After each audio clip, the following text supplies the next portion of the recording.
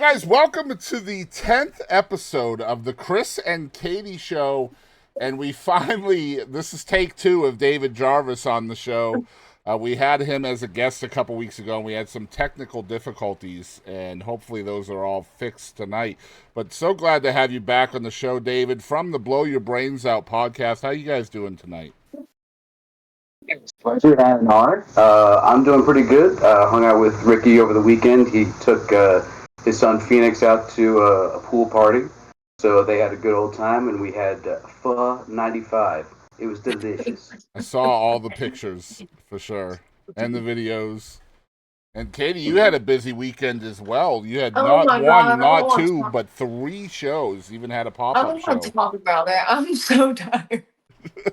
I'm so tired. So I did. I played at Troy's at Texas Live in Arlington Friday for 2 hours, and then Saturday, Rick, my bass player, he works at Union 28, and he doesn't anymore, so y'all can't stalk him if you hear it now. Anyway, um, um, so he called me at like 1:30. Was like, "Hey, the opener for this band tonight, they can't get here. Can we do a show tonight?" I'm like, sure. I had to be there at 4, Wow. and I had just woke up like 30 minutes prior. But we did that, and then I was at Sherry Booth's place yesterday. Mm-hmm. D Studios, a lot of fun. I had a lot of fun. And then today I worked from 10:30 to 2 at the pizza place, and then I taught from 3 to 8, and now here we are at 9. Long weekend for sure. I'm glad you're here Very and cool. smiling still. I'm off very tomorrow. cool. That's why I'm smiling. So we've had a lot of comments on our episode 9, even though it's not even out yet. It's available for members only, but I think we had like 3 or 4 comments on it overnight. Yeah. People checking it out. They our Doctor Disrespect commentary is getting some notice. I can't wait till it releases, man. It's gonna be a lot of shit hitting the fan. I'm excited about it. But I have to show some love to HyperX again for sponsoring all of our episodes and keeping me in good gear, including headsets and stuff. But we do have a link in the description below. You guys can go to hyperx.com using that link, and anything you purchase through there, we will get a commission of that. So keep that in mind. If you have any reason to contact me or Katie, you can reach out at the Chris and Katie Show. That's all spelled out at gmail.com. If you want to be a guest commentator on the show like David is this week, or if you have topics that you'd like us to discuss, or you want to hear about sponsorship opportunities, etc., any of those things we will discuss through that email. And unfortunately, the first...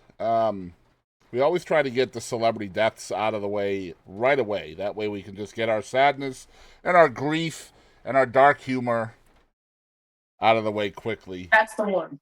That's the one. I actually have I think it was 3 or 4 weeks ago where Katie had a personal death that affected her. Mm-hmm. This week we have one that affected me, and I'm not wanting to talk about it, but we will anyway because he deserves it. And but yeah, we'll get into that in a minute. But first things first, we are talking about celebrity deaths from July 2nd to July 7th. We are recording this on July 8th, even though it comes out, I think, on the 15th. Or something. I don't 19th. I think the 19th this comes out. I don't know. I'm so confused now, but I believe this one comes out on the 19th, yeah. But July 2nd, the first notable death of the week is Rick Clough. Cluff, Clough, who was 74 years old. He was a Canadian journalist, and he passed away from cancer. A Canadian made the list, Katie. Well, it's because they just won the soccer shit. Is that why we're going to call on that? All right, well, it's because of the soccer shit. I forgot the name of it. I was on stage while it was happening, okay? Yeah, you get a trophy. Now we get to take a journalist. Exactly. That's what I was getting at. You win some, you lose some. People did not know that participation trophies do have consequences in the world, and now we're figuring that out. No, they won. Don't do them like that. Well, I mean, trophy is a trophy. Somebody has to lose a life over that shit. And anyway, second on our list this week, also on July 2nd, was the bassist for Frank Zappa and the Mothers of Invention. Mr. Tom Fowler passed away at the age of 73. Katie, I'm sure you're, well, both of y'all should be pretty familiar with Frank Zappa and the craziness that he brought to music. Mm-hmm. Oh, absolutely. The guy that plays Bill from Bill and Ted, he did a great documentary on him. Yes, sure did. What was his name? Somebody let us know out there because we're too lazy to Google right now. Alex. Alex. That's. I just always called him not Keanu Reeves, but that's probably not fair. Third on our list was an American reality TV star, Kiki Jabbar, at the age of 43, has passed away. I don't know too much about her, but there seems to be some mystery surrounding her death, and I don't know how much you guys know about her and the way she passed. I'm looking. But she was a star of a show called Love and Marriage Huntsville. And apparently she was found in her car and died of carbon monoxide poisoning. But her family is adamant that she did not commit suicide, that this was just an accident. That's weird. Yeah, I would say that gives me not good vibes. Exactly right. Let me see if I can find the actual quotes here. Let's see. Died this week, 42. Okay, so YouTube star Joanne Jenkins has now stepped in to shut down any speculation into Jabbar's cause of death. And she stated on a live stream, quote, Kiki did not overdose. Kiki did not take her own life. Kiki loved life. Kiki was not ready to leave life. She wasn't ready to leave her children, her husband, or her family. Now, Jenkins also claimed that Jabbar would often get sleepy and got to sleep wherever and decided to sleep after experiencing a fault with her car. It just doesn't pass the sniff test for me. Okay, the first part, get behind, right? The second part, got to sleep wherever. Right. Huh? She Does she also have says narcolepsy? Like, what's happening? Right. She also said that 7-something this morning, her husband goes to the garage. He sees Kiki, what he thinks is asleep in the car. Tries to get her attention. He opens the car up. She isn't breathing. Nope. Yeah, I don't know. That don't sit right. What other wounds or superficial damage was done to her? Right. And there's nothing about that. There's. I mean, I don't know anything about her, so. The mouth is not math. I remember the actress Thelma Todd. She was found in a similar circumstance, but she had a broken rib and like a broken nose, but she fell asleep with a car on, so it was ruled suicide. Right. So like, how do you break a rib getting into a car? Exactly. And that's where you gotta wonder, like, you don't fall asleep in your car with your car running in a garage. I mean, that is just too cliche. Everyone knows what happens when you do that. Exactly right. So you got to figure something nefarious happened, either to herself or from someone else. And the husband, just be like, "Oh yeah, she's asleep." Right? The car's running in the garage. My wife is asleep in the car. And I'll just leave her. Yeah, I don't know. Anyway, moving on. July 3rd, Jeff Robinson, who was an Australian rugby player, passed away from a heart attack at the age of 66. And then the one that I wanted to talk about.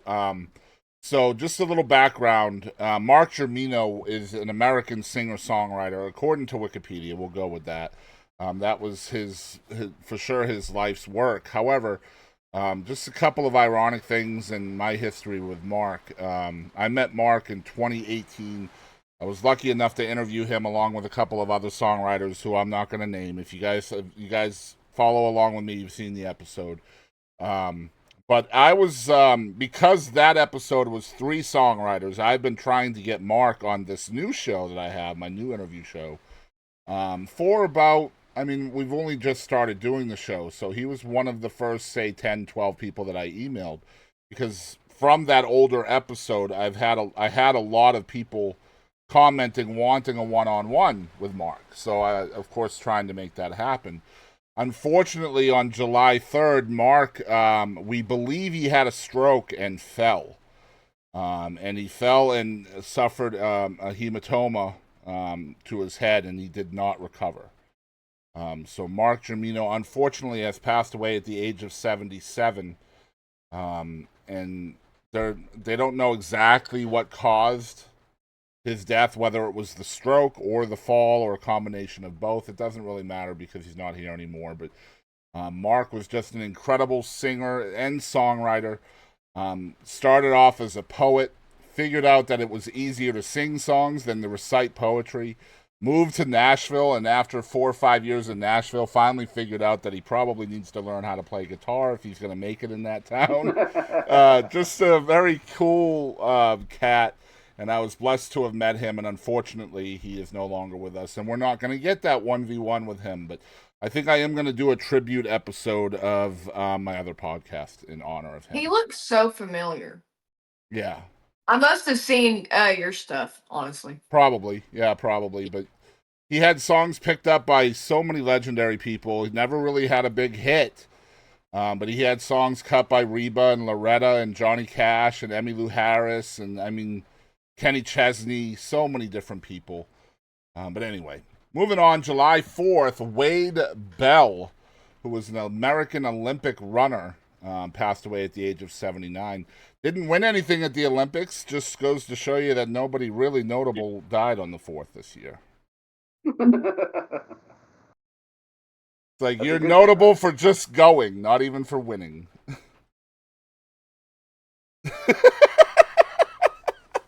Just gonna keep my damn mouth shut.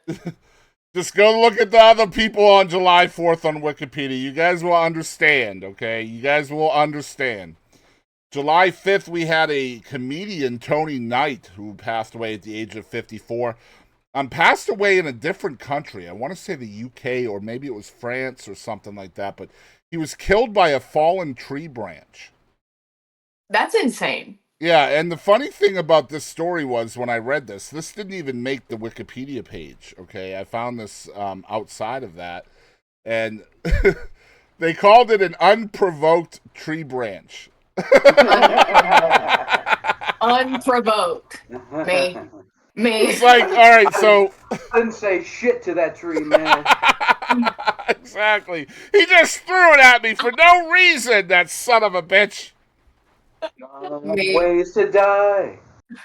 So, like, oh my god, I missed that. As we do these celebrity deaths, it's always funny, like the ironic death, right? This is the ironic death. He's a comedian and was killed by an unprovoked tree branch. Like, what?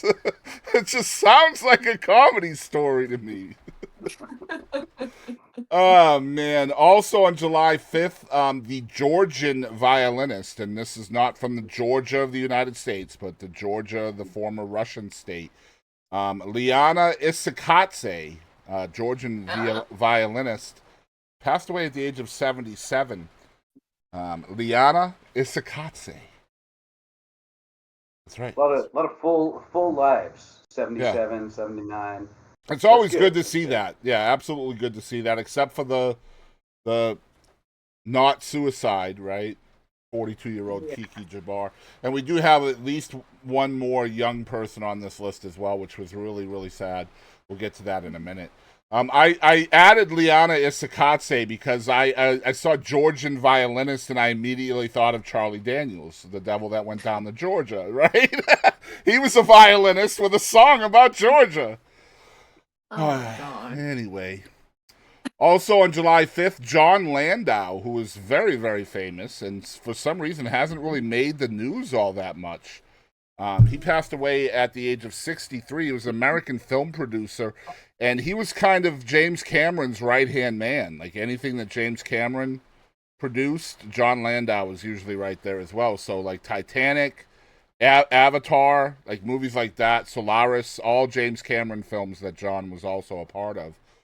He also won an Oscar, and he passed away from cancer on July. Movies that he directed, such as American Werewolf in London, which is still one of the greatest horror comedies of all time. And I believe he did Blues Brothers, which that is a perfect movie. I don't know if anybody knows that. There are very few perfect movies out there. Blues Brothers is actually one of them. And then, Let of me course, see I think here.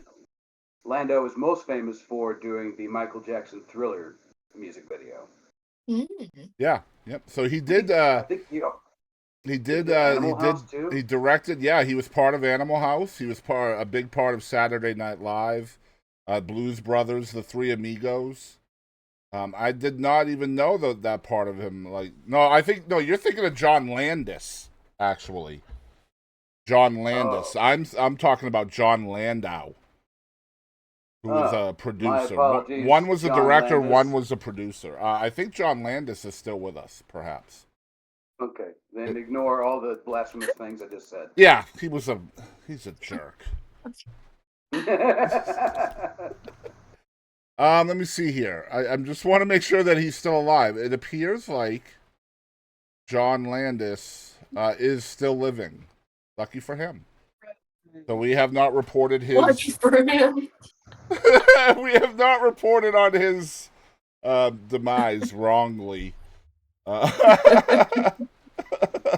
Next up, we have an American poet who is 99 years old, Stanley Moss, has Hey, passed yeah. away.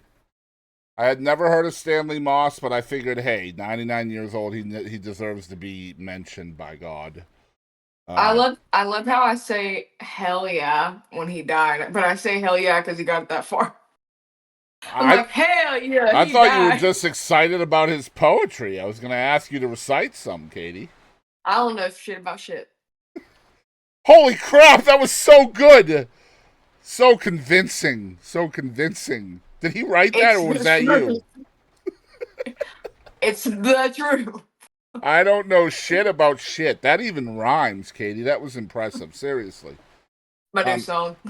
July 6th was a pretty shitty day for celebrity deaths. The first of the four that made our list this week was a Puerto Rican singer, actor, and TV show host, Edgardo Huertas, age 65, passed away on that day. Um, yeah, from Puerto Rico.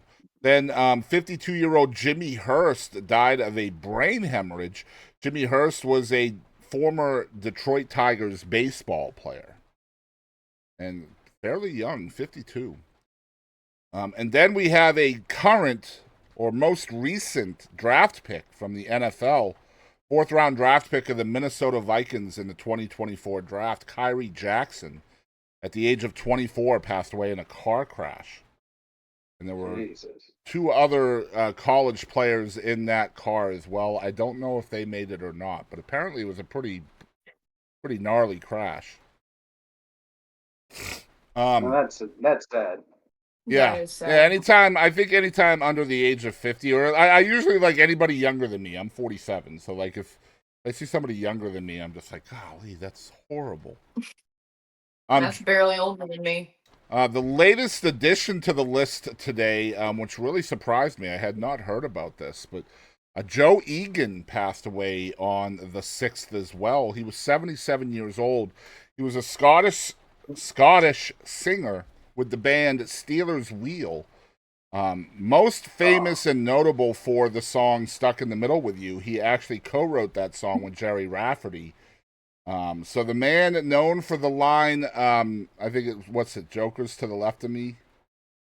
What's the line? Clowns to the left of me, Jokers Clowns to to the the left of right. me.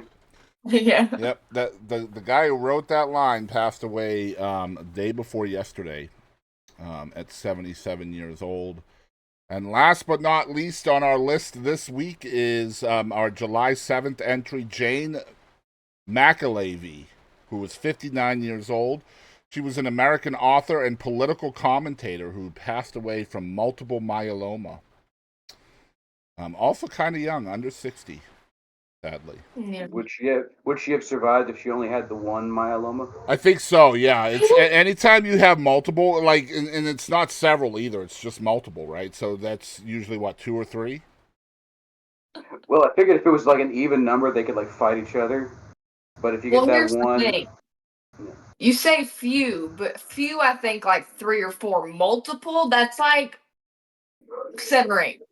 But see, that's where you have to worry though, because like you have few, you have couple, you have singular, you have multiple, you have several. So, like, Yeah, so like 7 or 8, I would say would be multiple. you think 7 Yeah, or 8 is multiple? What's See, several? Ronald Goldman died from multiple stab wounds, but the number is somewhere in the 30s. You know, so multiple. Yeah, that's a good point. Yeah.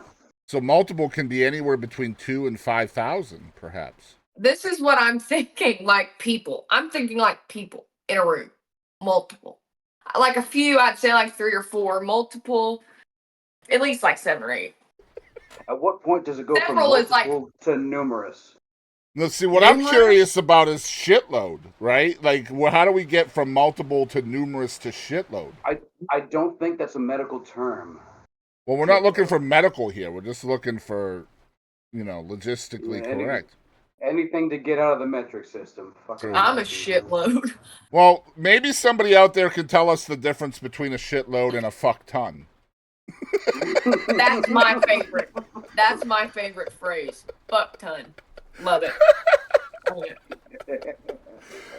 Katie, did you know that if you get into a room with a group of 23 people, 23 being the number, this is important, that is a multiple of 23. Several people. Did you know that if you're in a room with that many people, there is a 50% chance that 2 people in that room will share the same birthday? I have actually figured that out lately. Yeah? Like, I've met so many people like this past year that's like, oh, I have that same birthday. I'm like, I don't like you. So, when is your birthday, Katie? September 29th. And David? January 28th. And I'm December 15th. See? There's not 23 people here. We have proven this one correct. There's 3. That's right. That's right. 23 and me. Wow. 23 in May. Did you also know, Katie, that a human fart, if really concentrated, can travel at the speed of 7 miles per hour? Man, that sounds like my nephew. Your nephew? He's 6 months younger than me. Okay, so why do you immediately think of him when it comes to the speed of farts? That's what I want to know. Because he's huge. First of all, he's like 6'3", and he pulls his whole leg up. So it just shoots out. Fair point. So he's just looking for his least amount of obstacles as possible, right? Whatever, right out. Does it smell like Starburst and Mountain Dew? Starburst and Mountain Dew. So if we're measuring farts, Katie, how fast do you think yours go in reference to your cousins? Because he's really getting into his. I feel like mine probably creep around. They're just creeping like in a lowrider. As y'all heard it here first, Katie Lynn's farts are creeping around in a lowrider Chevy frickin' Impala from the 60s. Man, fuck it up. Oh my god, that's great. Just the visuals on that, like trying to figure out Katie's fart in a fucking Impala. Let's go. I just imagine like an old cartoon where they just do like a squiggly little bubble. Let's go. I wish I had an editor for moments like this. Oh my gosh. Did you also know that adult cats, and only adults, mind you, now the kittens this does not apply to, but adult cats will only meow to humans. They don't meow to other cats. And I honestly think it's because of the speed of our farts. Well, I've only ever been around like one cat, so. You remember that episode of Ren and Stimpy where Stimpy farted and it like left his body and he had to search the vast crevasses of time and space to find his fart? Yes. I love that show. Episode. It was very special. Yo, when I was growing up, like Ren and Stimpy was like the only show that I could do an impersonation from, man. The only one. Ah, Stimpy, you idiot. Dude, Stimpy's booger collection under the table that all spoke to each other. That is a scene that will haunt me to my dying day. Because one of those burgers was blue. Can we just say the reason why that is so funny is because we all do that shit? Can we just throw that out there? Like look, there's not like anybody's ever invented like a booger collection thing, right? Like, so where do we put them? There's two places: under the table and in the crotch of your pants. You know that I'm right. Dude, imagine a booger On your scrapbook. pants? Oh, this I remember this one. This was September '98. Yes, I had just discovered the Family Values tour, and then. That's Oh great. my god.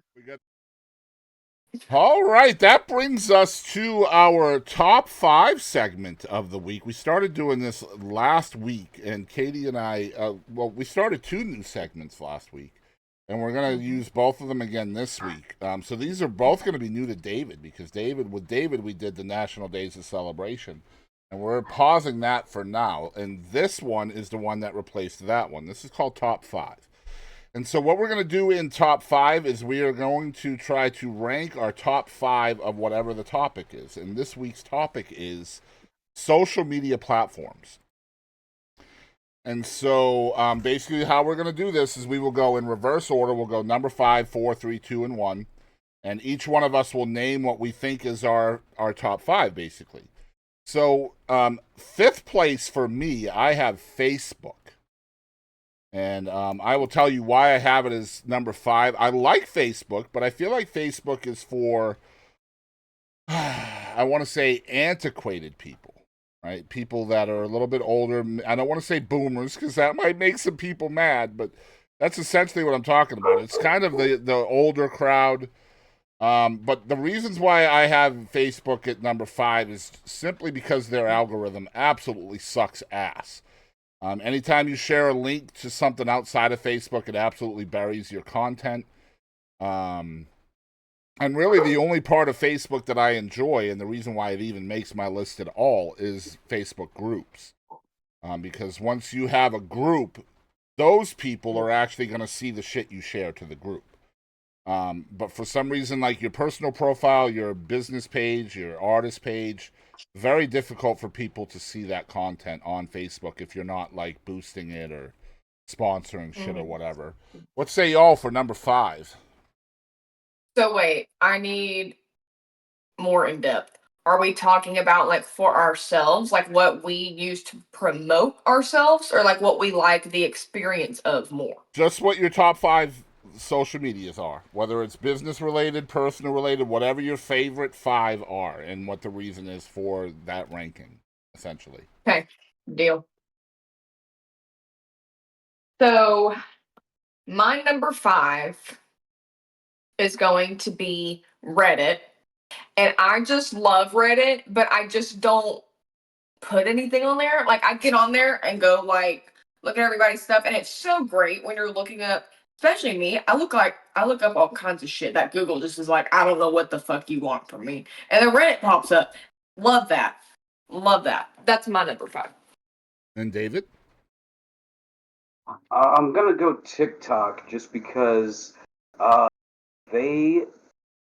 I love discovering new music, but unfortunately, recently I uploaded a snippet of my album / movie to the platform, and they deleted the video because the sound violated community standards.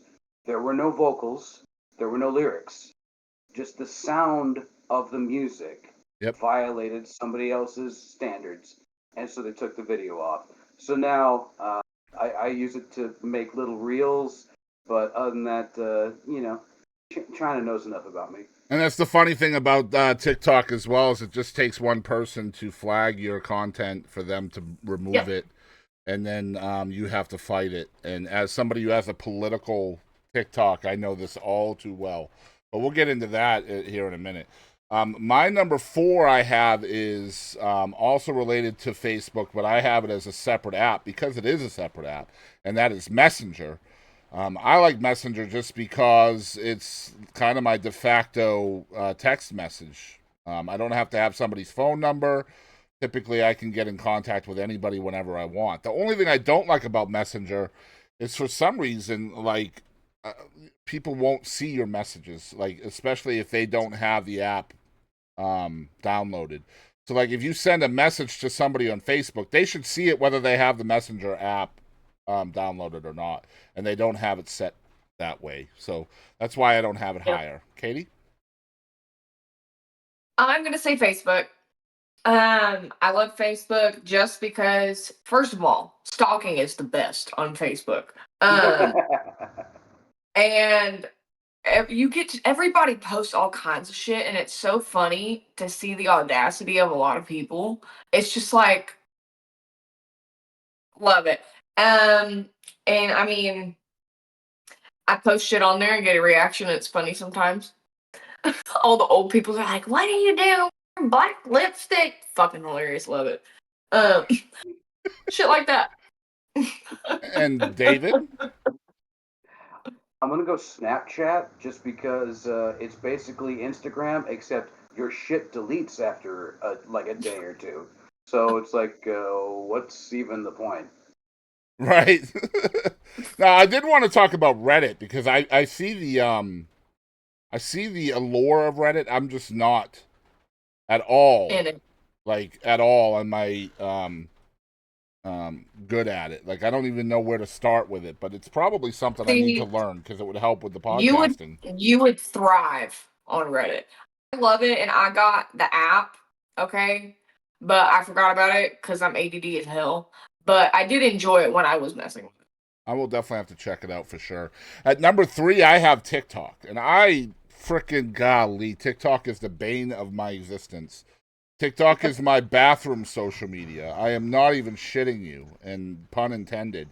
Literally, if I go to the bathroom, TikTok is what I am looking at. If I am waiting for my food to cook, TikTok is what I'm is what I'm looking at. And I mean, TikTok, I feel like the algorithm for TikTok is really good if you know how to mess with it. And we're going to be talking about social media here as one of our topics tonight, too, separate from this. But so I don't want to get too far into it. But I like TikTok just because of the mindless hours you can put into that app without even realizing that time is going by. Katie, what do you have at number 3? I have Snapchat, so I don't have TikTok because, well, I'm a boomer. That's all I gotta say. I'm a boomer. I don't like all the kids' bullshit.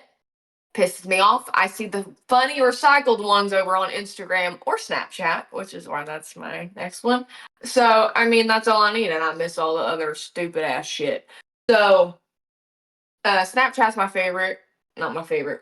Number 3 as my favorite.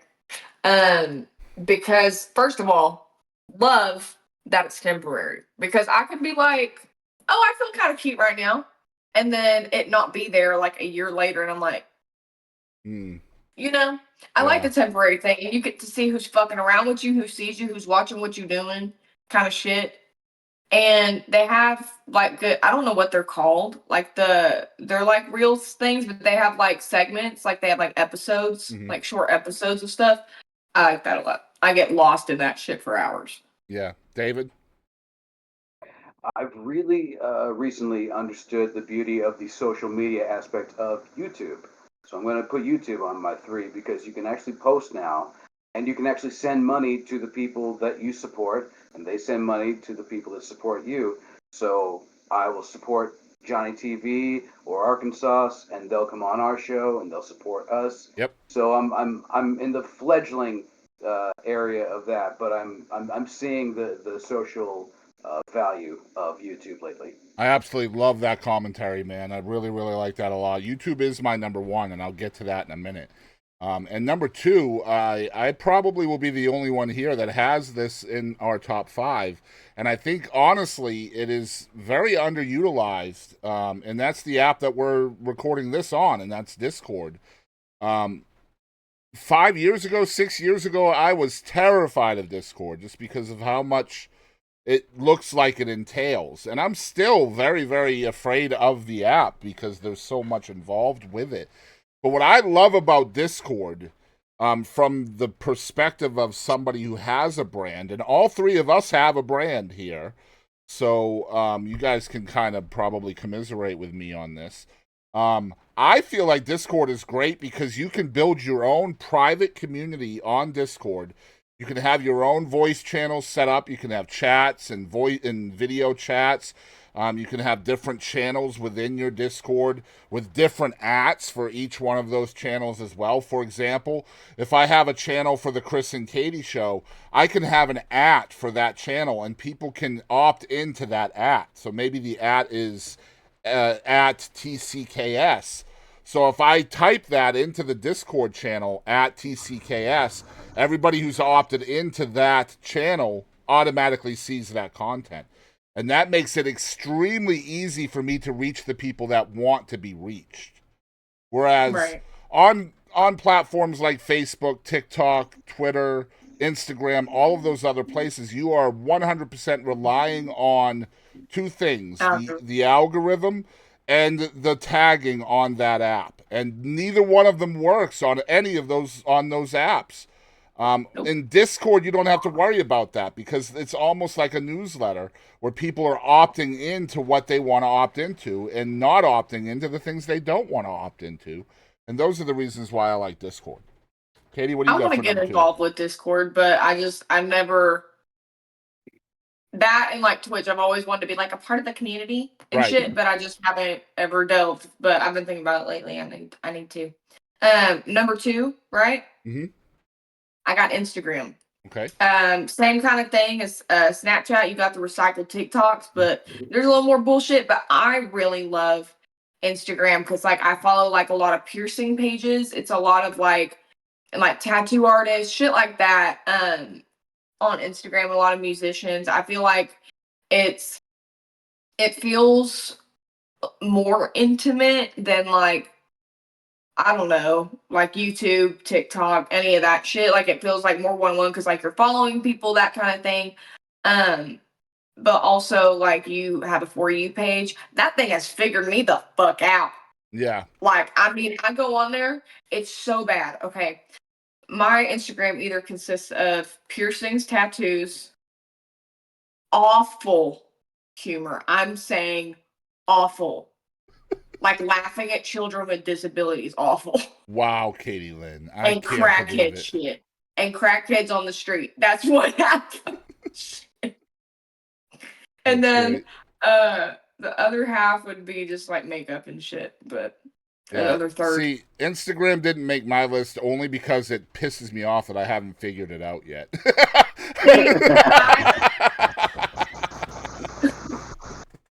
I feel that. Like I haven't figured out the algorithms at all. Like I have quite a few followers, but I only reach like 500 of them or Yeah. so. I have no idea how to do that I shit. mean, I've got like But 600 I like followers looking at on it. there, but like I'll put a short video out and I'll get like 7 views on it. Whereas like everywhere else, TikTok, YouTube, Facebook, everywhere else, I'm getting 700-800 views on these things. Yeah.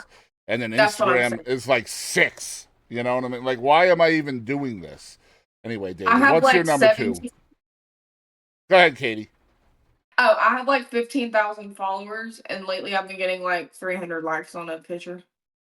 I would Like that's kill not for 300 likes on Instagram. Are you kidding? well, but compared to like 15,000 followers, like that's kind of Yeah, I feel you. Yeah, I get it. Like it's a small percentage for sure. Go ahead, yeah. David. Number Anyway, 2. Lot of bots out there, so gotta Yeah. be aware of that. Yep. My number 2 has got to be Twitter. I'm never gonna call it X, so just fuck you, Elon.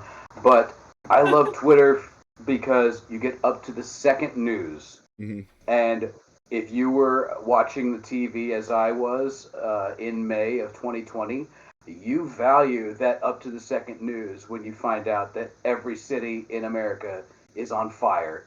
So that was very beneficial for me. But also, Twitter is the refuge of a lot of writers, and I love authors. And so I've been able to get a hold of a lot of authors through Twitter, whereas Facebook, Instagram, they're not really on that.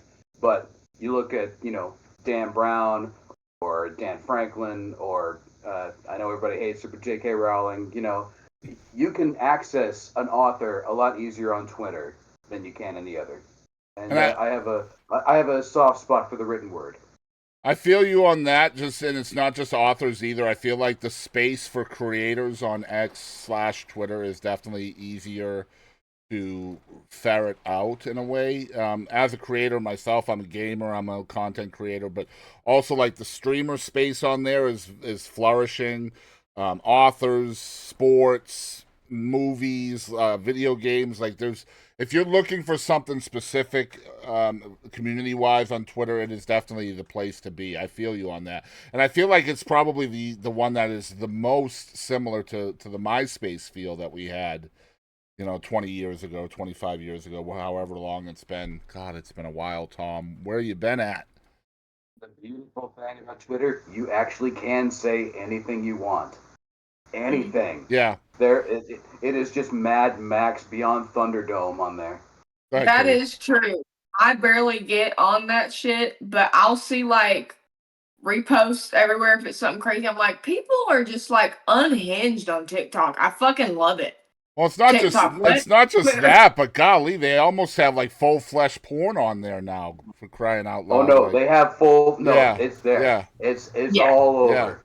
So like, Yeah, I've seen that too. people would be like, "Yo, like when I'm streaming live on Twitch, they'll say, go look at Twitter,' and I'm like, no, like I'm not. I'm absolutely not scrolling through Twitter on my stream." But one thing I've since Elon has taken over from Twitter, one thing that I'm very concerned about with X/Twitter is like you will see things that are trending, right? And that's why I go on Twitter, is because I want to know what's trending. I want to know what people are talking about, especially for a show like this that Katie and I are doing. Like we're trying to stay up to date on shit with this show. So I'm staying up with the trends and stuff on Twitter, and I will literally see trending shit deleted as it's trending. That concerns me because that means somebody doesn't like what's trending and doesn't want people to know that it's trending, and they've removed it from that list. I don't like that. That's not cool in my opinion. But anyway, that's number 2 for David Jarvis. I'm trying to keep track of this. I probably won't. But anyway, my number 1 is YouTube, and YouTube is I have it at number 1 for a lot of different reasons. David definitely touched on a few of them earlier. One thing I do want to talk about as well that a lot of people don't know about yet with YouTube is you can @ people on YouTube now. Not just in your community tab, which is almost, again, like a timeline, like a Facebook feed. You can have your own little dashboard, your own little community area, which people don't even have to be a part of your channel to see, which I think is cool. That's the new social aspect of YouTube. But you can @ people in that section, but you can also @ people not only in the description of a video, but also in the title of a video. So if I want to @ Katie Lynn, like, hey, here's me and Katie at the park, I can @ her in the title of the video, and she will get a notification of it now on YouTube. This is almost like maybe 3 or 4 weeks old, maybe 6 weeks old. This is brand new. And go ahead. Now, when y'all are at the park, is Katie making fun of the disabled people? No, so we keep her away from Okay, we have to keep her away from disabled kids whenever we go to parks. And crackheads. And crackheads Man, and I will so fuck and with that tattoos shit. and piercings and oh god. So we're gonna try to film like for this show. We're gonna film an intro or whatever eventually, and it's gonna be like little snippets from that you would see from like an '80s sitcom, like Three's Company. Like we're gonna do like little scenes like that eventually. So yeah, I'm hoping there's no disabled kids out there during that, because then she'll be like the Ralph Furley of the show. I'm gonna knock on my door. Hell yeah.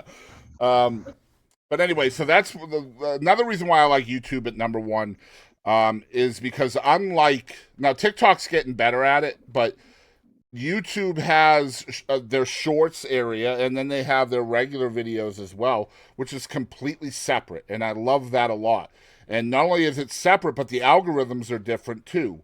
So a lot of people will have a channel for both short form and long form content. For me, I use both on my channel. Probably shouldn't, but I do. And the reason why I like it like that, like TikTok, for example, TikTok has just recently allowed it so that you can post, I think, 60-minute videos now on there.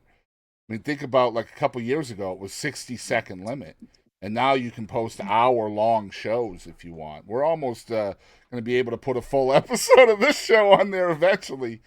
But it's still not separate. And I think that's what I like about YouTube. If I want to go into the shorts feed, I can do that on my phone.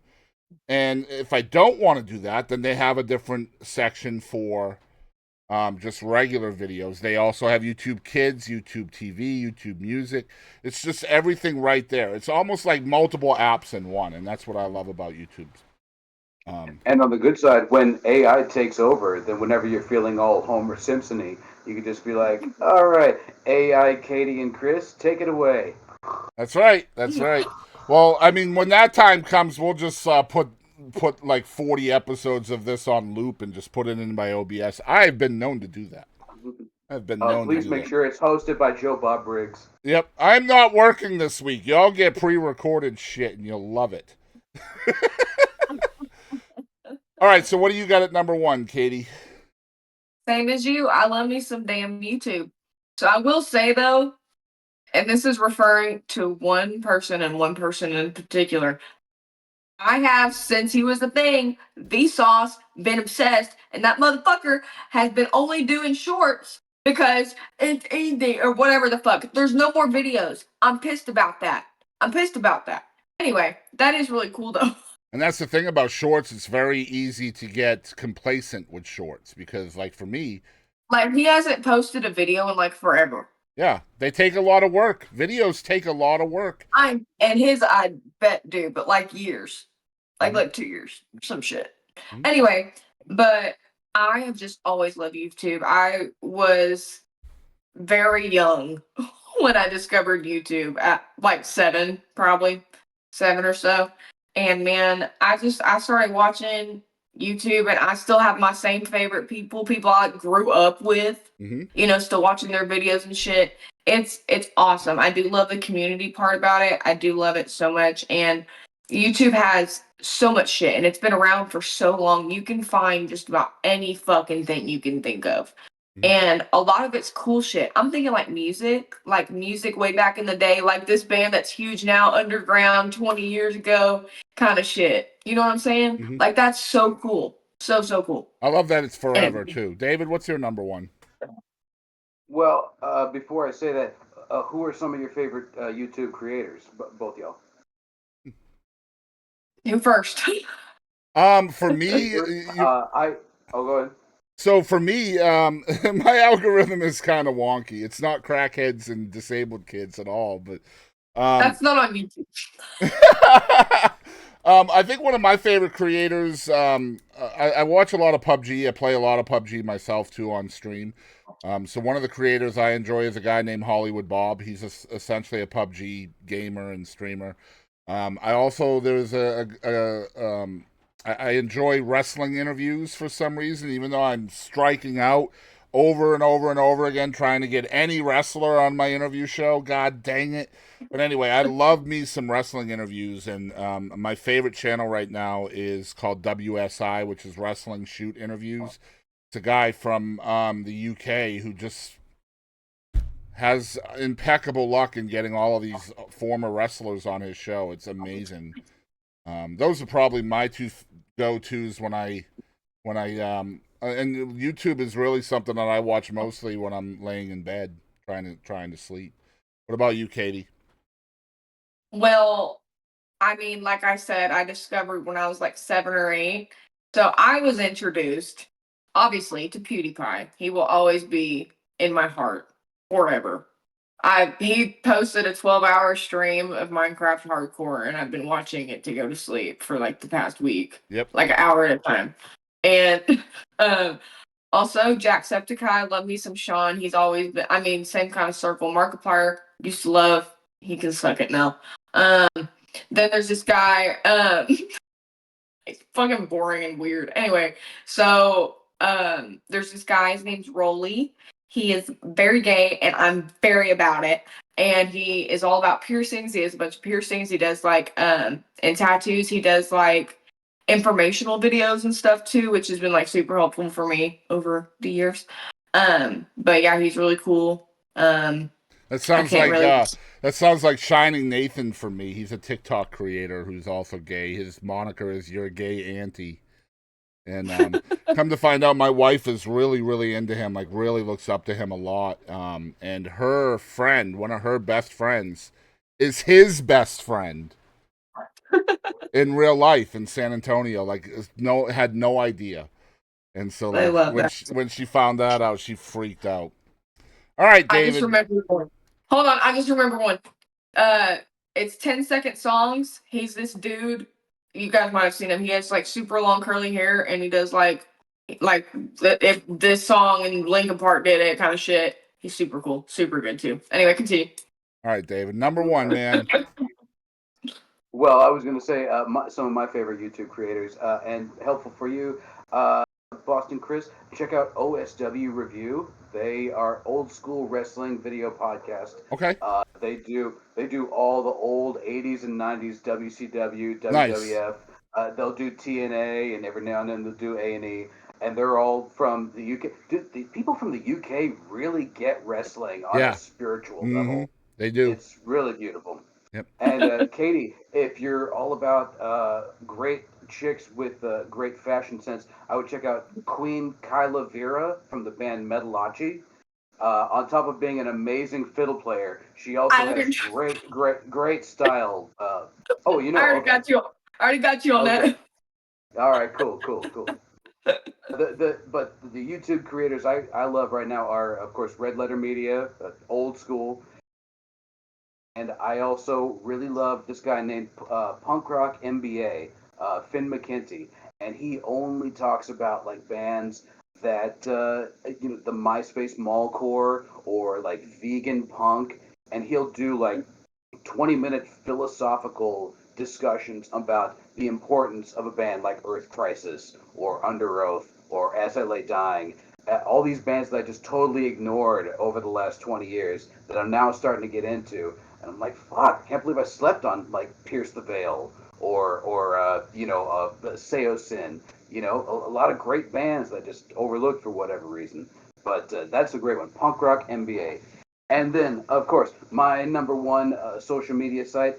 I guess I'm old. I like Facebook, and for the simple reason, boost post. If you can boost a post and you know how to manipulate that, you can get a shit ton of views on whatever you're actually focusing on. With me, it's YouTube. But yeah, if you can boost something and you portray it in a perfectly worded ad without being offensive and without spamming, without using certain words to spam, you can get a lot of traction from the boost post if you know how to manipulate it right. So, just last question on this before we move on. When you're boosting a post, if you have a link in that post, do they still bury it, or are they less likely to do that? Well, what I like to do is whatever I'm boosting, I look up the demographics of what location in the world gets the highest traction for whatever I'm promoting. So if I'm promoting an EDM track, okay, what cities in South Africa listen to EDM? Okay, Johannesburg. Okay, focus there. Okay, I want people 18 to I'm saying 45. Okay, they like this kind of music. They like this kind of music, and they will, do the sponsored ad stuff. Okay. And if you dossy it up properly, you can get people's attention. Well, hopefully we'll be able to talk about that a little more in depth because social media apps and their usage and branding is one of our topics tonight. But before we get into our topics, we're going to play our game this week. And, man, David, you're not going to believe this shit, man. So 2 weeks ago when we had you here, the wheel spun your name. And Mm-hmm. unfortunately, we lost that content. And this is episode 10. The only time this wheel has spun Katie's name was the first week. Mm-hmm. So if you're counting at home, that means 9 times it has spun my name. Oh, wow. This is unfair. It is unfair. I think Katie has this wheel rigged. So I'm not going to show the wheel tonight so I can cheat. No, I'm not going to cheat. It's going to be fine.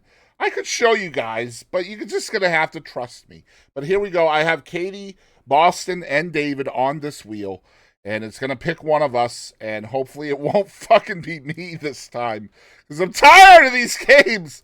All right, here we go. Come on. Anything but red. Okay, it has picked me. God dang it, bro. You don't understand. It's like that close to David. Okay, fine. Still ain't me, though. That's some funny shit. All right, so we have 5 games on this wheel. I'm going to spin the wheel now to see what game I have to play for the 10th time, or yeah, whatever it is. All right, we are playing Think About It.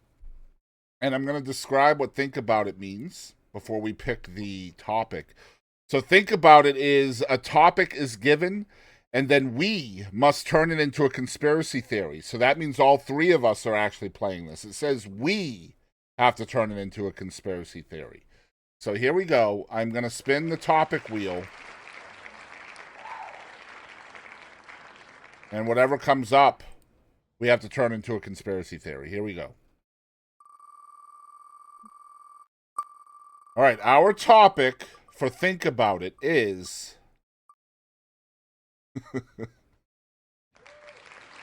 What was your topic 2 weeks ago, David?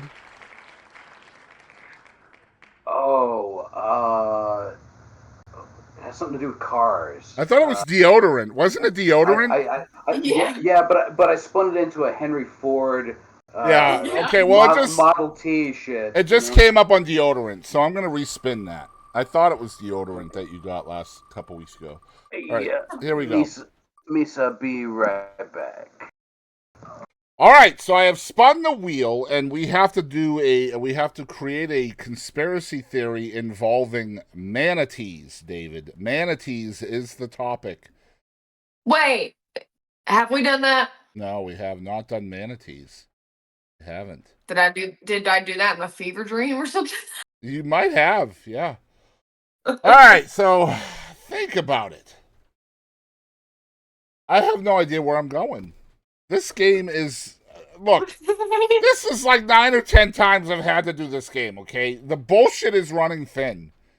All right, so manatees. Now, if we could just... Did you know, first of all, that the manatee is... This is real now. This is not a bullshit lecture. The manatee is the reason for mermaids. That's a true story. Right. Yeah. Okay, do you... Context. So, come on now. So are you saying that manatees are the evolution of mermaids? No. So what ended up happening is years and years when ago. When they're depicted.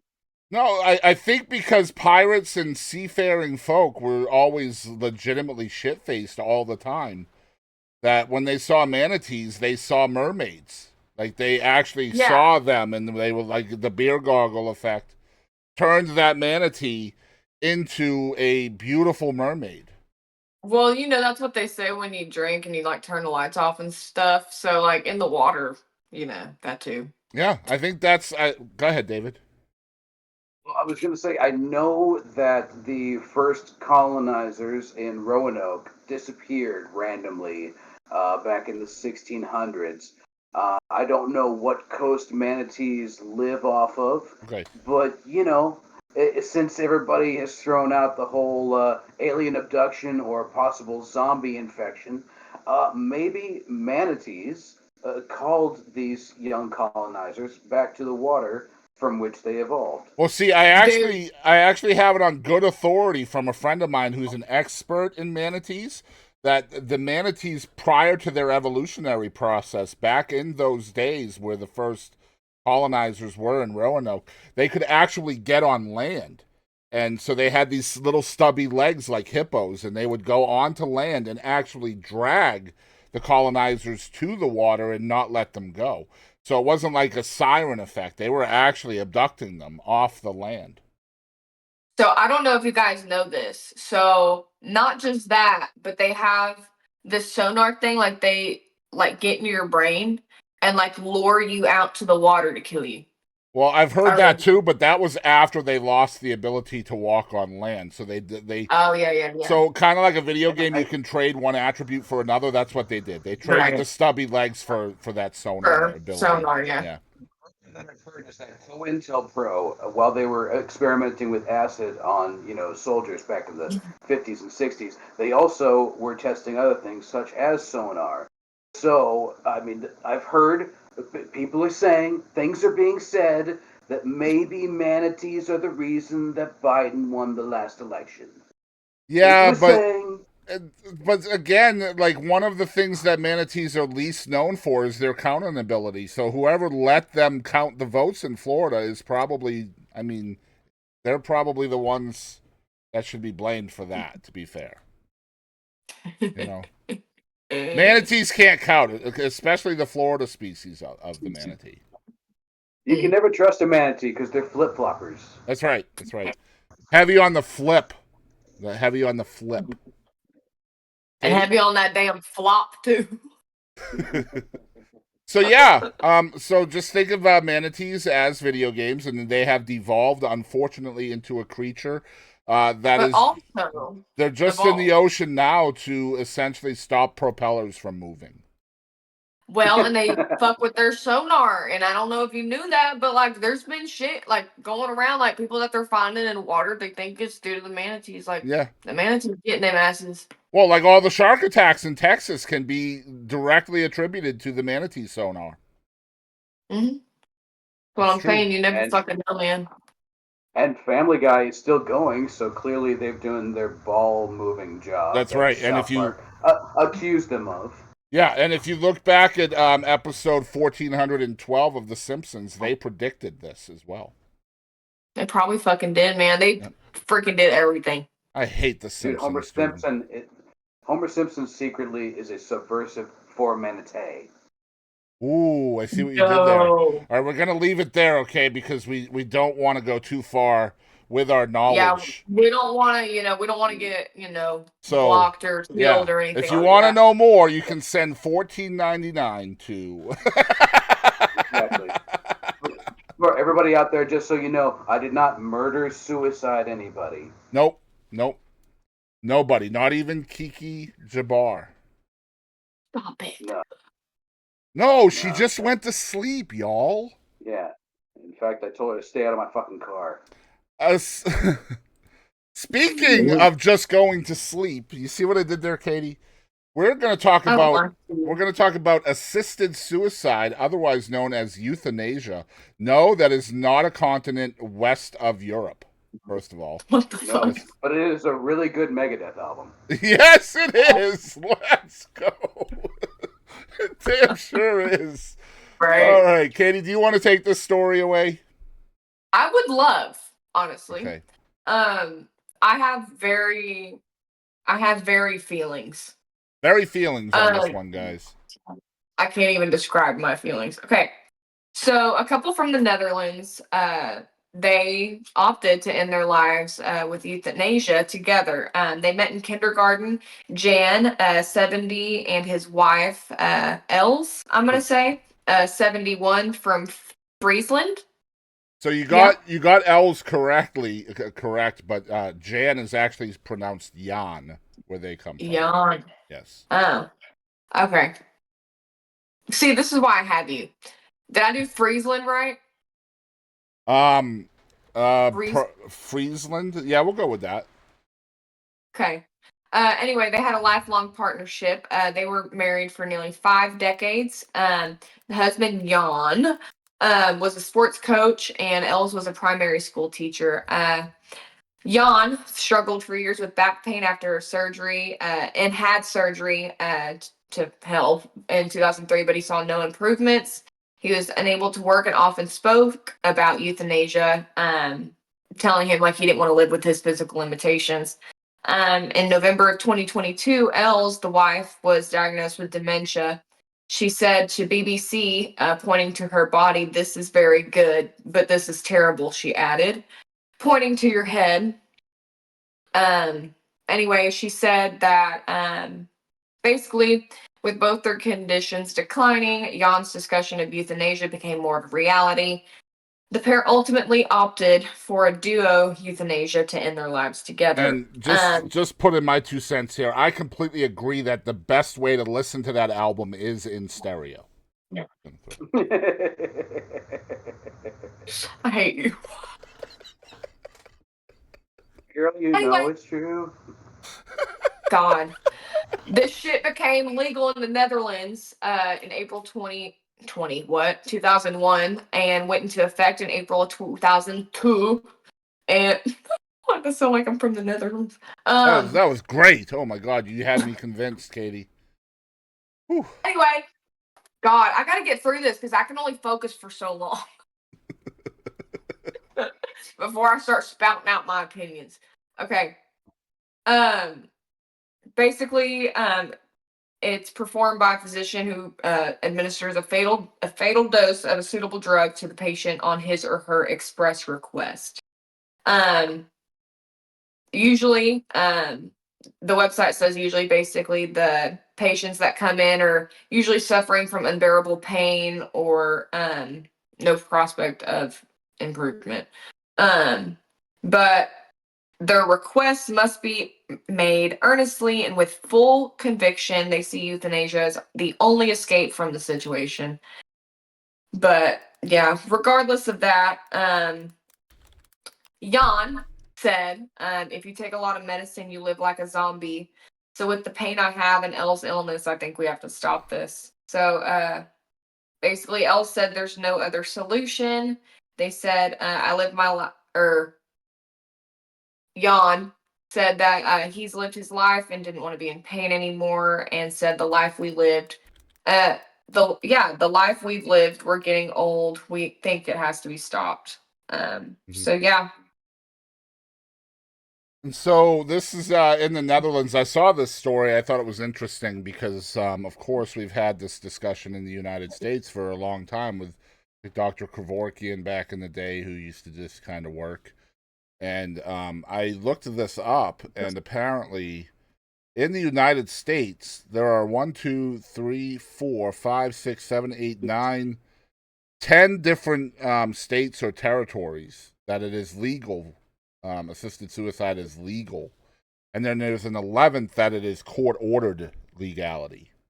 So basically 11 places in the United States where, again, it's very difficult to get it done because you have to have like multiple different medical providers that agree that that's the right step, etc. But what do you guys think of assisted suicide and euthanasia? I've been talking enough. Y'all go.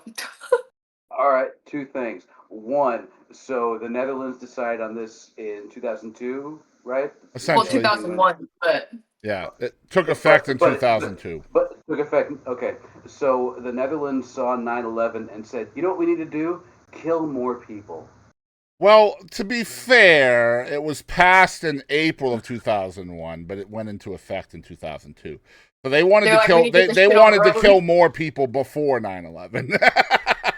Oh, don't get me wrong. I'm all about killing whoever wants it to have happen to them.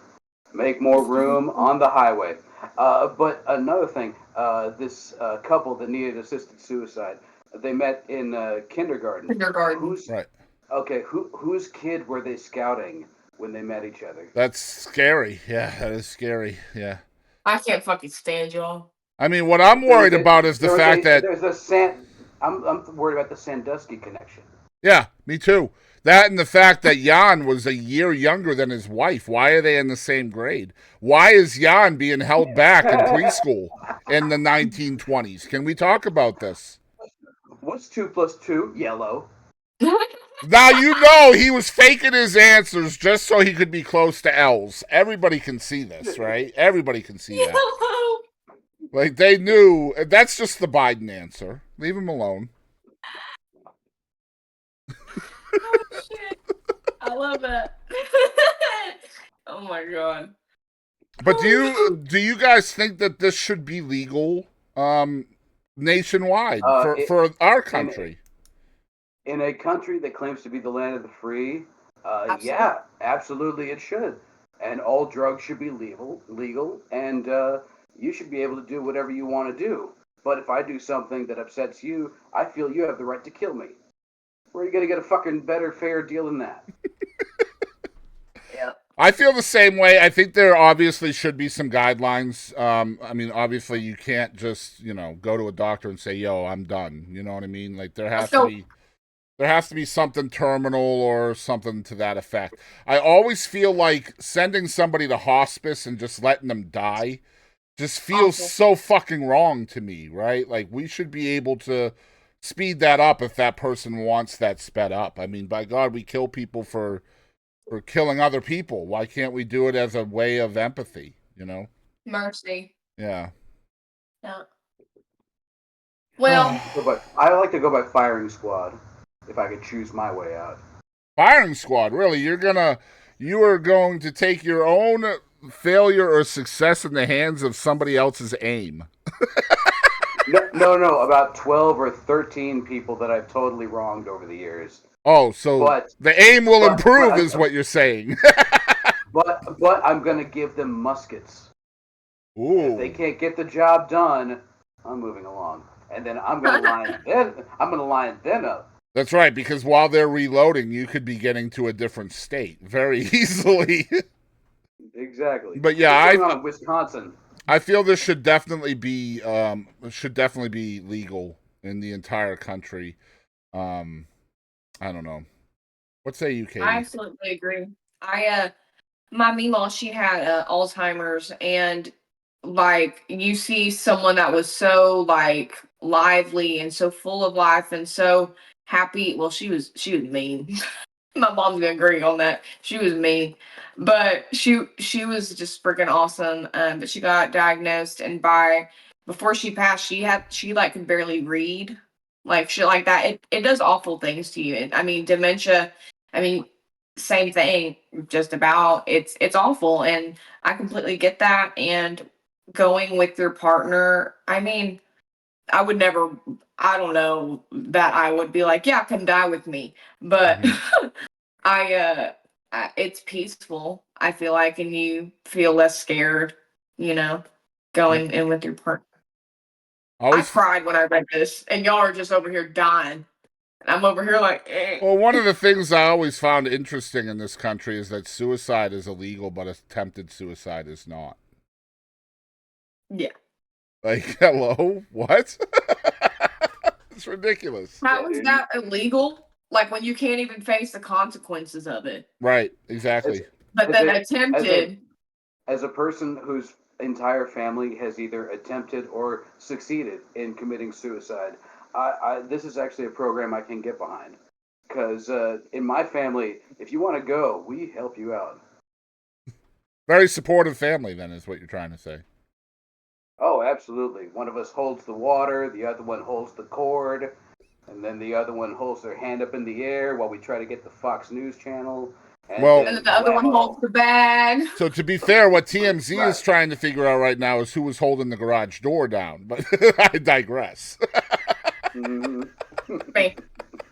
It was me. All right, moving on to the next topic. We have paranormal experiences and beliefs. This should get interesting. I always find it very intriguing that the more religious somebody is, the more they don't believe in paranormal activity, which seems kind of hypocritical. Or except my family, but yes. Except your family. My mom will sit here and tell you all kinds of shit.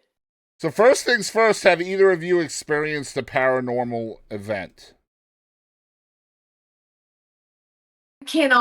I've had weird experiences, but I cannot say like it was like a paranormal kind of thing.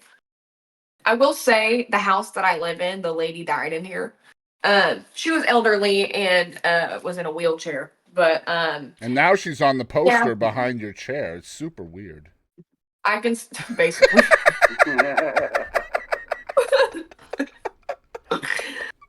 But yeah. What about you, David? Yeah, dude, back in the day, my gran had like this old bed and this old makeup chest with the big mirror. And one time when I was jumping up on my parents' bed, jump down, I look across the hallway into my grand's bed, and that bed had to have been from like the 1800s. And there was a man in suspenders and a nice outfit, just looking over at me. As soon as I land, I look up and they're gone. And then not too long after that, I run past that medicine chest, and a lady with a big black veil is crying into the mirror. And then I look back and she's gone.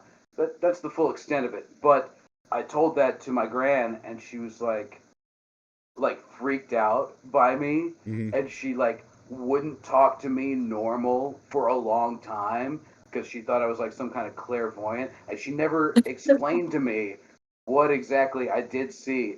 But you could see in her eyes that she knew. Like she knew what I was talking about, but she wouldn't say anything. So how old were you at that time? To have been 11. Yeah, see, that's very typical with paranormal activity. Prepubescence is the best time for human beings to experience things that are unexplained. And I think by and large that's a very real reason why nobody believes, or very few people believe, is because when a child says they saw something, an adult will just be like, yeah, whatever. But a child is more likely to see something, which is kind of the crazy thing. I've experienced damn near everything. I've seen automatic writing. I've seen oh God, what do you call it now? What do you call it when a haunting just is like a record player playing over and over again? I forget what that's called. Man. It'll come to me after we're done. But anyway, I've seen stuff like that.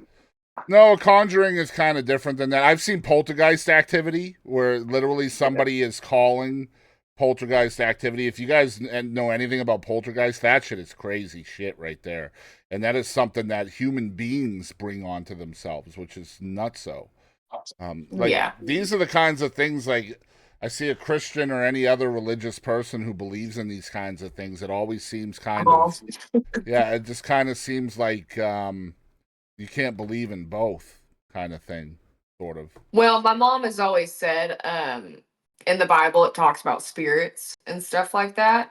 And I mean, it talks about hell and demons and all kinds of fucking shit. I mean, yeah, and that's true as well. That's very true. Oh God, I can't remember what the R word is. I'll think of it later. The what? Yeah, dude, me and my brother, we used to live in a house with our mom, and she killed herself in that house. And we moved not too long after that. And I've always wanted to go back to that house and see if the current owners experience anything. But I just don't want to because it's Harlington. So I just thought of the word. It's residual, a residual haunting. And so what that is supposedly, a residual haunting is like if it's almost like energy that's trapped in an area, and it's that energy is just playing over and over again. So like you might see the same figure walk by the same window a lot. You might see or hear the same things in a downtown area where there was a tragedy or something. That's a residual haunt. They don't know you're there. You might know they are, but they don't know you are. And then you have the opposite of that, which is an intelligent haunt, which is essentially it's a spirit or a ghost that can interact with you, which I also believe in. I've seen that at work. My last house before this one was extremely haunted, and we had multiple paranormal groups out there, and every time they came out, something weird happened. I've seen some strange ass shit in my time. Let's just put it that way. What about cryptids and things like that? That's kind of considered paranormal as well, like Bigfoot and Loch Ness and stuff like that. Do y'all believe in that stuff? I believe there's all kinds of fucking shit that we don't know about. We talk about the damn ocean. Mm-hmm. Okay? Shut the fuck up. Nobody knows shit, okay? Saying. First of all, Nessie is a big, beautiful creature. She does not like to be called a monster. So let's get our pronouns in order. Yes. Secondly, dude, I am all about the Bigfoot. I just wish that every time he was filmed, the camera guy wasn't like this. Right. Well, it pisses me off that he gets better frickin' like sponsorship and endorsement deals than we do as well. Like we are out here busting our ass, and like the unicorn is the national animal of Scotland, and Sasquatch is the like endorses like beef jerky and shit like that, and the rest of us. Okay, let me ask you, what cryptid do you hope is the most real? I gotta look up a list because I can't. That's a great question. I'm gonna go with the Mothman over in Point Pleasant. Yes, the one I was actually thinking Mothman. Right before bad shit happens. There's something really cool about like a messenger of death. I mean, we could go back to the mermaid too. I guess that's kind of a cryptid that people believe in, that mermaids exist, mere people. Katie's just like scrolling through to see which one's the best. Man, Megalodon, that's fucking dope. I'm about some Megalodon. Okay, and we talk about the ocean. Fuck yeah. See, this is why I look it up, because I would have never thought about that. Thank you. I want Chupacabra. I want the chupacabra to be real, but I'm pretty sure that every sighting of a chupacabra has just been a diseased rabid dog. Yeah, with mange, I agree. Yeah, I completely agree. Because I've seen an animal. I've seen an animal that I thought was a chupacabra, and I'm almost positive it was a coyote with mange. But it was fucked up looking, boy. I'll tell you what, it was. The Dover Demon is pretty cool to think about too. Dover Demon. Yeah. Y'all heard about that one? Mm-hmm. That's a cool ass one. So I play a game called Ark Survival Evolved, and one of the mods they have on there is a cryptid mod where you can like literally go out and tame the different legendary animals like Bigfoot and Yeti and Ogopogo and the like Champy and Nessie, and it's a pretty cool mod. Anyway, I digress. Dude, the Jersey Devil. Mm-hmm. All these are dope. This is why I Google. Mm-hmm. This is why you got to be ready on the show. You never know which path we're going to go down as we go through this. Did you have something? All right, so let's get back to social media. We have a couple more topics. We'll go quickly through this. We talked about our top 5 social media apps earlier, but now we're going to implement those apps into how to best utilize your brand with social media. All 3 of us own our own brands, and David, myself, and Katie actually all have multiple brands as well, between podcasting and music and production and content creation. So we all have experience in trying to get our brand out there with social media. What is y'all's best way, most successful way that you've seen so far in getting your brand out there? Are there social medias that you lean on more, and are there others that you just stay away from completely? Katie? Okay. So Facebook. I will say I fucking love Facebook, because making events, inviting people, it's such an awesome way to get people out to shows and like to remind them, bug the shit out of them, that kind of stuff, and to stay updated on that kind of thing. And like you said earlier, Dave, the boosting it, definitely shit works. I've seen it work. I love Facebook. I love the event idea. I love the idea of events. What I don't like about the event concept on Facebook is the fact that they limit you so much with it, right? So, like, if you have thousands of friends, like all of us do, I'm sure, and you have an event that you want people to go to, whether it's a virtual event or an in-person event, they only give you 500 invites for the entirety of that event. So, like, what do you mean? Like, if I've got 5,000 people, I want them all to know about my event.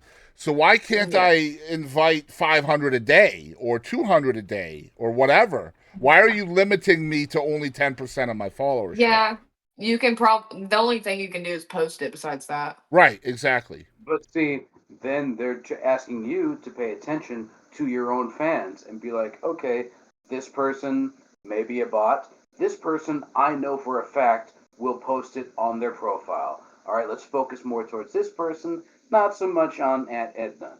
Mm-hmm. And that's, basically that's what you have to really be paying attention to if you're also so limited in that. Like on Facebook, like I said, I stalk a lot of people. I got friends that I ain't seen Oh, since I you're was the like in stalker. Oh kindergarten. man, I totally misinterpreted that. Okay, gotcha. Yeah, It yeah, happens. It yeah. happens. It's fine. Hey, But I was called a I creep don't recently. I had no idea either. I mean, to be honest. see, but like there's these motherfuckers like I don't want to see you. Mhm. Like don't no. I don't see you. I struggle with Facebook just because, like, it's the one that I know the best, but it's also the one that I feel like is doing me dirty the most, if that makes any sense. And I think that's strictly because they want me to boost, and I'm just poor, you know? I feel I it. mean, really, there is no substitute for literally going out to the streets and handing out flyers, handing out stickers, Yeah. saying, "Hey, my name is Dave. My name is Katie. My name is Chris. Hey, check out this show. Here is a snippet, and you know, have some kind of special speakers or whatever. But really, the human connection, people feel that, man, a Yep. lot Yeah. more than the impersonality of, oh, this person I kind of know invited me to some Mhm. place that's like 50 miles away. And that's why Like, if you're merch is actually important too yeah, for all of our brands, merch having is merch. important. Because if somebody's wearing your shirt to Walmart and it's an interesting shirt, people are going to ask questions about it. You know, I've got people out there wearing a shirt that says, "Who the fuck is Boston Chris" on it. So, like, that's going to start a conversation. I know it will. You know what I mean? Another great advertisement is being passionate about whatever it is that you're trying to selling. Absolutely. Because there are so many people they're just like, hey, check out my band, hey, check out my brand. It's like, no, dude, check out we are doing major shit. Like, get people excited, because if you Yep. go into it half-hearted, what do you think they're gonna be like? The biggest compliment I ever get from somebody in regards to my brand, and this might sound weird to y'all, but I think both of y'all will get it, is I'm tired of seeing your stuff. I'm tired of seeing your stuff. I take that as such a big compliment because that means they're seeing my stuff. And they're seeing it Yeah. a lot, which means I am busting my ass. So if But somebody yeah, is seeing my stuff a lot, then hopefully somebody else is seeing it a little. You know what I'm saying? Yep. dude, so many people shit on Creed, but here's the one great thing Creed created for the rest of us. Passion breeds followers, and you believed Scott Stapp when he was saying that bullshit that he was saying on stage. So if you believe what they're selling you, you Mm-hmm. got them hooked. Snake oil salesman, you. Yep, it's Okay, true. listen. I can get behind Creed. I can't get behind Scott. Love me some Alter Bridge. That is one of my effing favorites. Just Creed with Miles Kennedy. Anyway, continue. You don't like I Scott won't. Stapp? No. Girl, take me Oh my higher. God, Scott, you're on the show. Fuck that. Dude, I just found out there is actually a term for that style of singing. It's called yardling.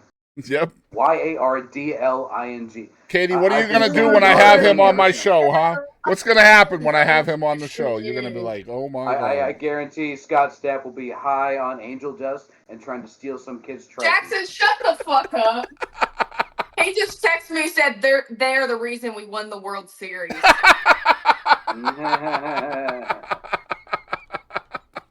Shut the fuck up. Oh my God. And he I said, love shut it. the hell up. No!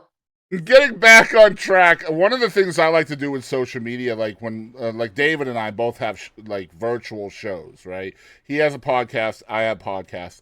One of the things I like to do with social media is I try to put out sneak peeks of what I'm doing, right? So, like, if I have an episode coming out on a Saturday, that whole week prior to that Saturday, I want that week to be like an event leading up to the event, right? I want people to kind of build excitement ready for that Saturday when the full episode comes out. So I'm utilizing the different branches of my social media to try to create that excitement. So I might throw out a sneak peek on YouTube. I'll throw one out on Shorts and TikTok, and of course. So when I say Shorts, I mean like YouTube Shorts, Reels, and TikTok. All three of those will get that content.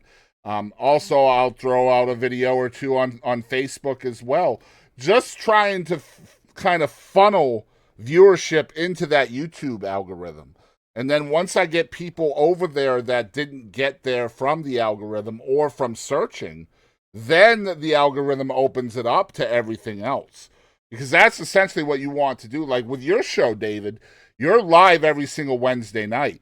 And so the most important part of your show, and I'm sure you know this, is the first 3 minutes. You need as many people as possible to click into your live in those first 3 minutes, because those first 3 minutes is what drives the algorithm for the rest of the show.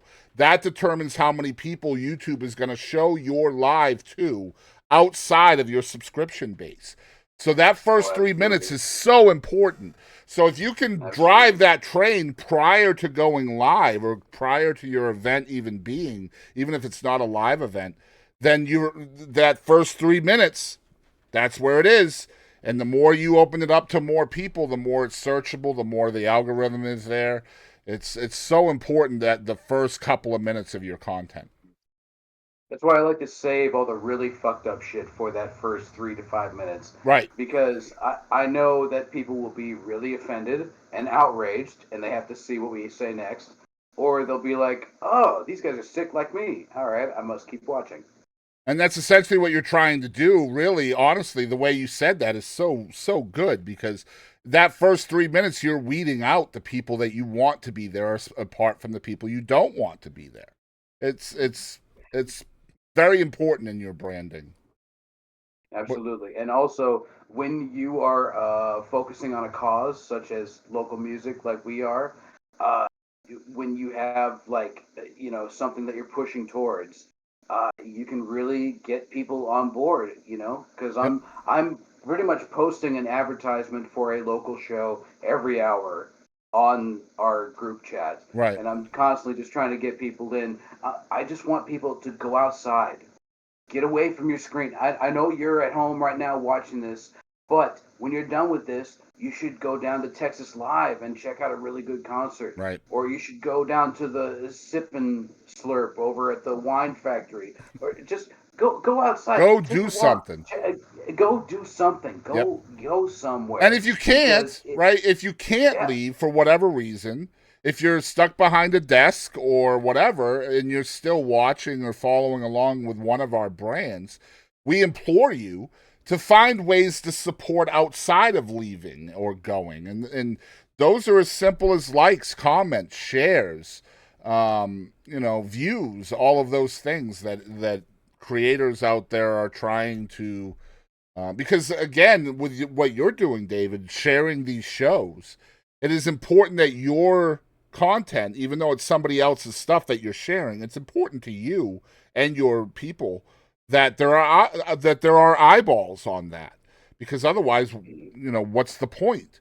So exactly, like, you got to have those people out there, even if they don't go to the show. Those people are so important with the likes, comments, and shares. And I don't think people understand, outside of what we do as brand ambassadors, they don't understand how important it is for an engagement on a post.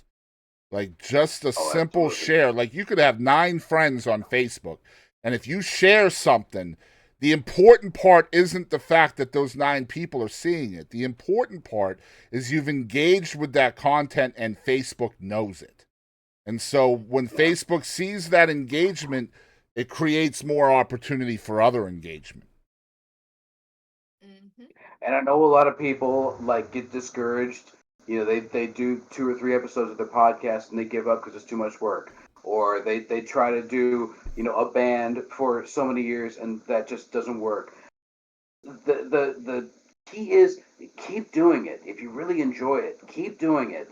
And what's really awesome is when you keep doing it, you get better.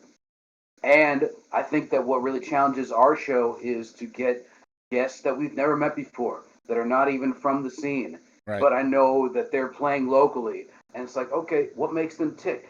Maybe the way that they speak and the way that they interact. Somebody outside will be like, I've never actually picked up a guitar or drums or a keyboard, but I like these guys. And suddenly I want to do that. And that's really cool, to get people to start doing shit that they wouldn't normally do or they were too afraid to do. Well, you just had me on the show, and that's essentially what happened to me. I mean, I was on your show last week, and now I'm friends with all the people that I met on your show, and like I'm part of that You scene did now. fantabulous, sir. I must say, you did a Oh, fantastic thank you, job. man. We want you to come back anytime. Let me know. I'll send you the link, Katie. Same thing. We operate a very Opie and Anthony kind of environment where it's like, dude, come on the show. We have no boundaries. Surprise us. While we're on the subject, tell us about your show. Where can people find it and all of that stuff, real quick? Blow Your Brains Out every Wednesday night, 8 to 10 p.m. Central Standard Time. It's myself, Ricky Warden, formerly from Mr. Freak and the Freak Show, and also me and my dead friends, and Ariel Laporte Sims, the singer for Against All Odds, and then myself. And we basically have a new act or a new local business or a new promotion or an author or whatever, somebody that is involved in the local scene or once was or will be again. And we're just trying to build this community of like, even though we're all different styles or we all come from different, backgrounds Mm-hmm. or, different multicultural, whatever the fucks, we are all bonded by music. And we all really, at the end of the day, we want to entertain the people. Whether we're doing it from the screen or we're doing it on stage, we're trying to entertain y'all. Anybody can go to Taco Bueno and get a taco.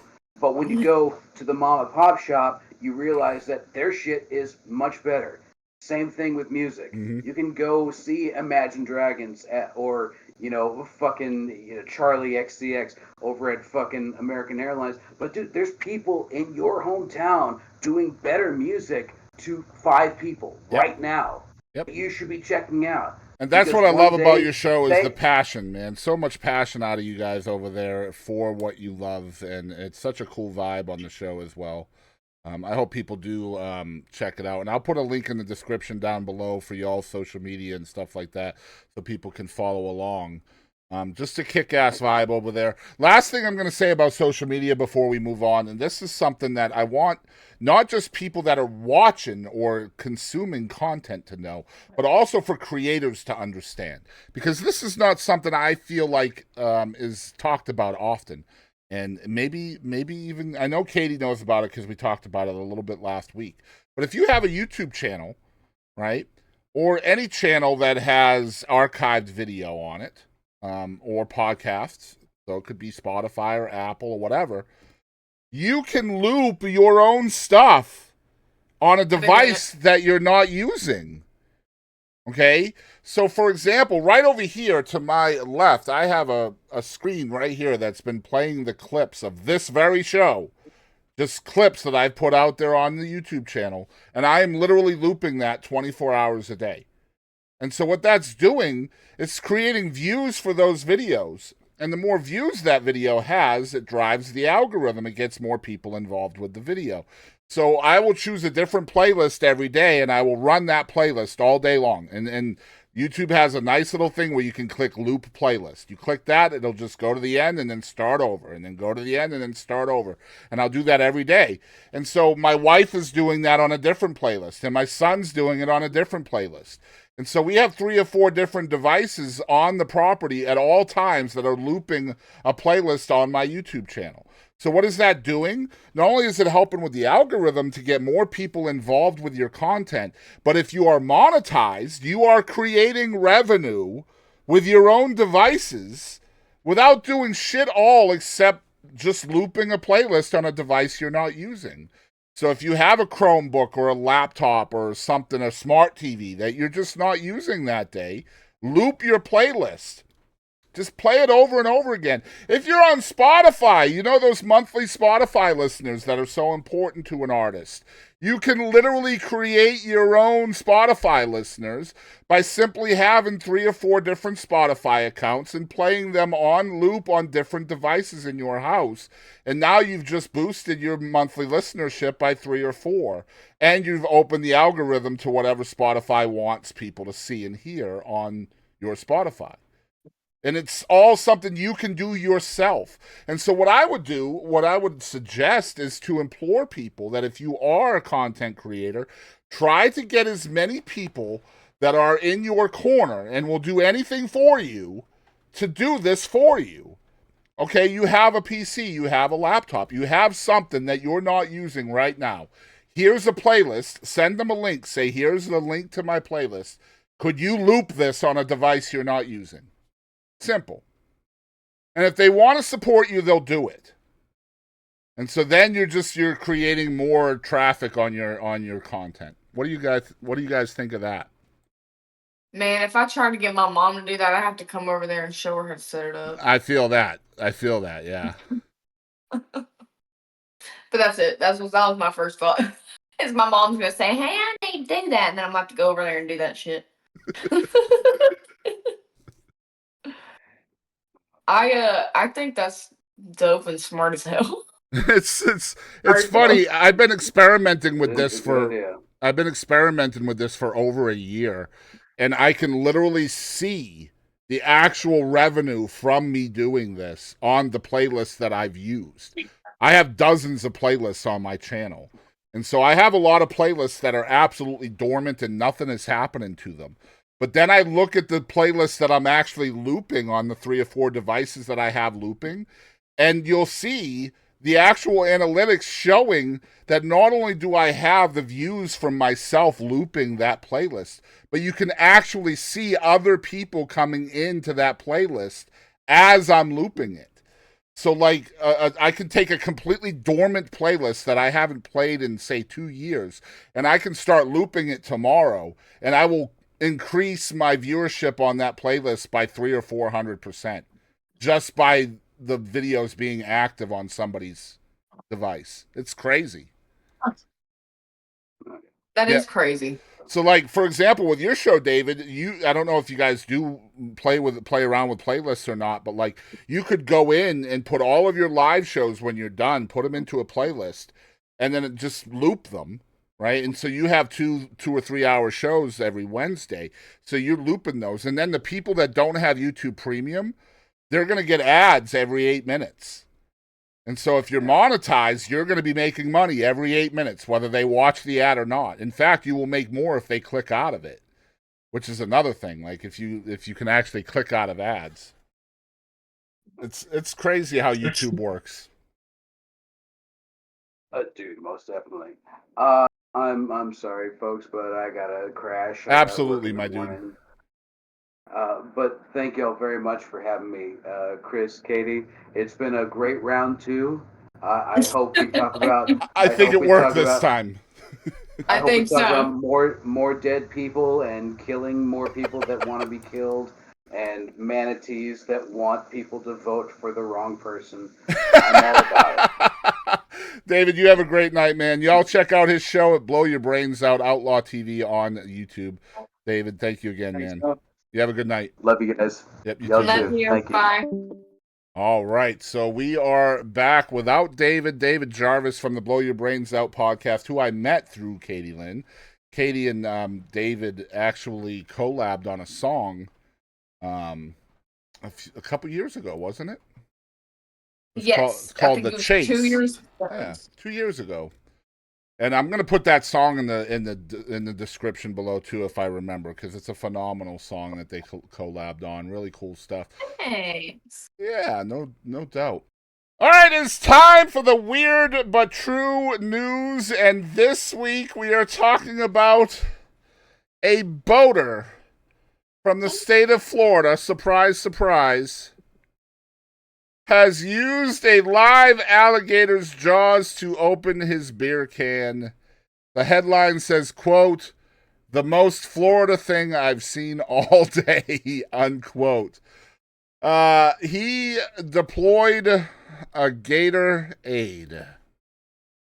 It's true.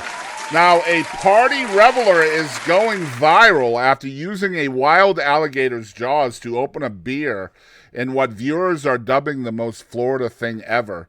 The jaw-dropping clip was first posted to the X account, Catch Up Bites, but was recently shared by user Wall Street Silver, amassing more than 3.1 million views.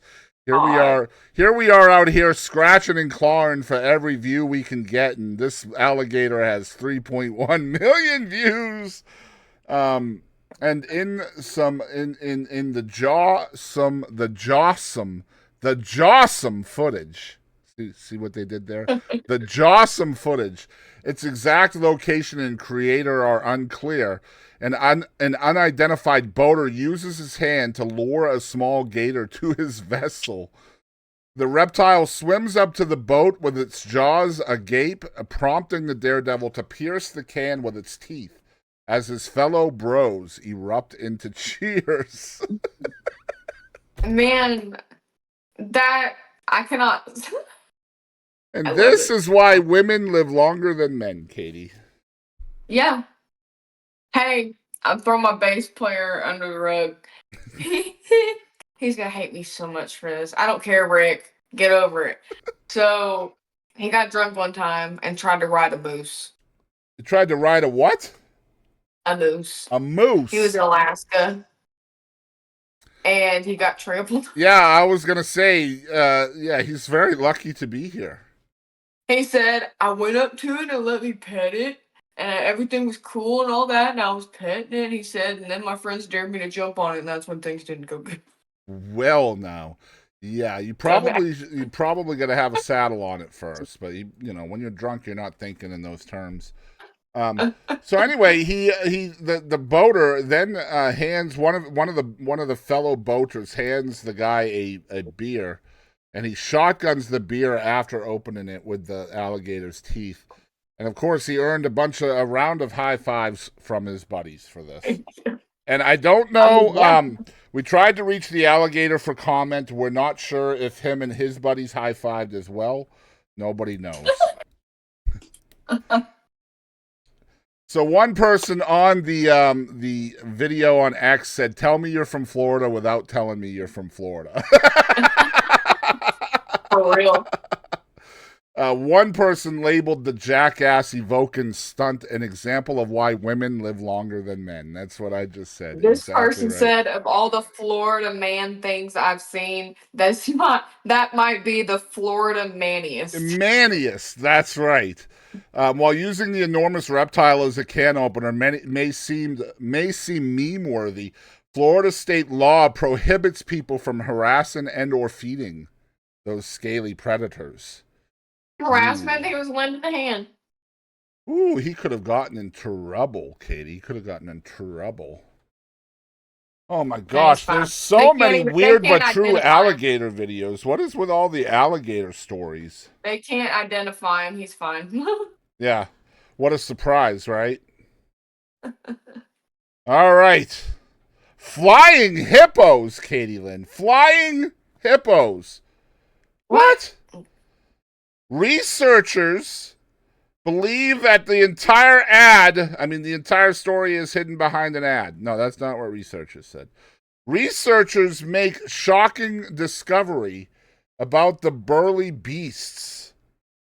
This was out July 4th. Pigs might not fly, but it turns out that hippos can get seriously airborne. Surprise new research from the Royal Veterinary College in England has uncovered that the African animals launch all 4 of their feet in the air 15% of the time while running at full speed. Now, reviewed video footage found that the hefty hippos, who weigh up to 4,000 pounds, but we're not body shaming, we don't do that on this channel, appear as if they're taking flight while tracking down rival species. And they reach speeds of up to 19 miles per hour. Golly, that's quick, bro. That is insane. And people are like, hippos are so cute. And everyone's like, I'm scared of rhinos. It should be the other way around, bitch. Right? I've struggled to get any work done on hippos before because they're so hard to access, said lead researcher John Hutchinson. No shit, my dude. You're in England and they're in Africa. It's a geography problem. It says they are incredibly dangerous. They tend to be most active at night. They spend a lot of time in their water. Yeah, hippos are one of the most dangerous creatures on the planet. But like one thing I know, I'm not going to die from a hippo attack, right? Because I doubt Katie will either, to be fair. Unless it's a freak board game accident and we're playing Hungry Hippos. In which case it would be... I was like that last night. Were you at like a Taco Bell or I something? literally said I'm a hungry hippo last night That's great. to my sister-in-law. I said, I feel like a hungry hippo right now. Oh my god. Okay, the solution Real life.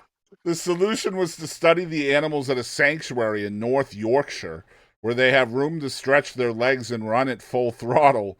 Hutchinson described his study as simple as biomechanics research can get. The academic and his team of researchers also meticulously peered through YouTube videos, frame by frame, to verify that all 4 feet left the ground. Damn. That doesn't mean they fly, bro. Like, that just means they're not all on the ground at the same time. No. Hey. They flat.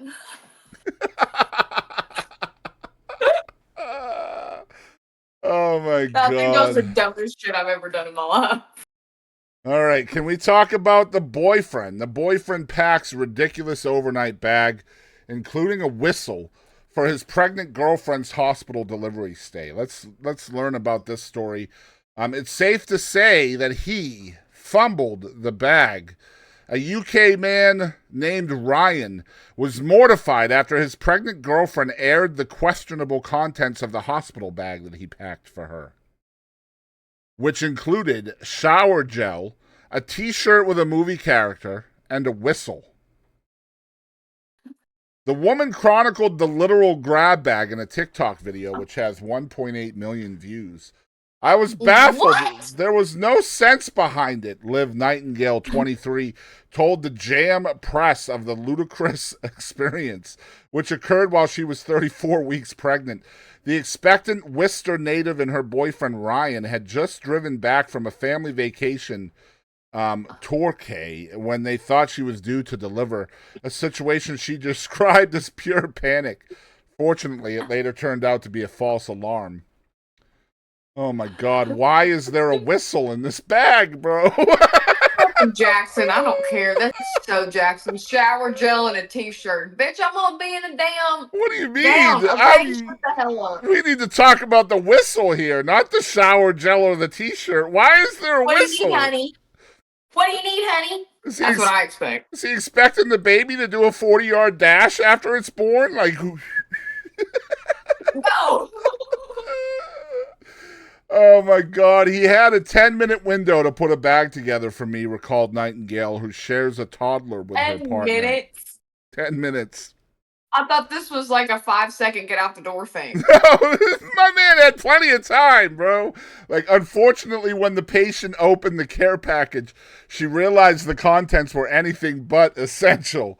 In lieu of the usual towels and undergarments, the parcel contained a prop comedian-evoking list of random items, including a makeup bag, shower gel, a Dyson hairdryer, and 3 toothbrushes. Also in the bag were 2 quote-unquote going-out dresses, hair gel, a whistle, One for her and one for the baby.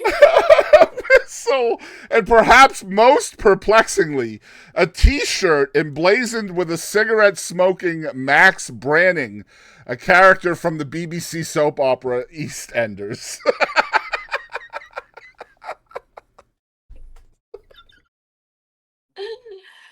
Oh my god. Jackson, take notes, bro. Careful on this I'm yawning shit. because I'm not breathing. I'm laughing.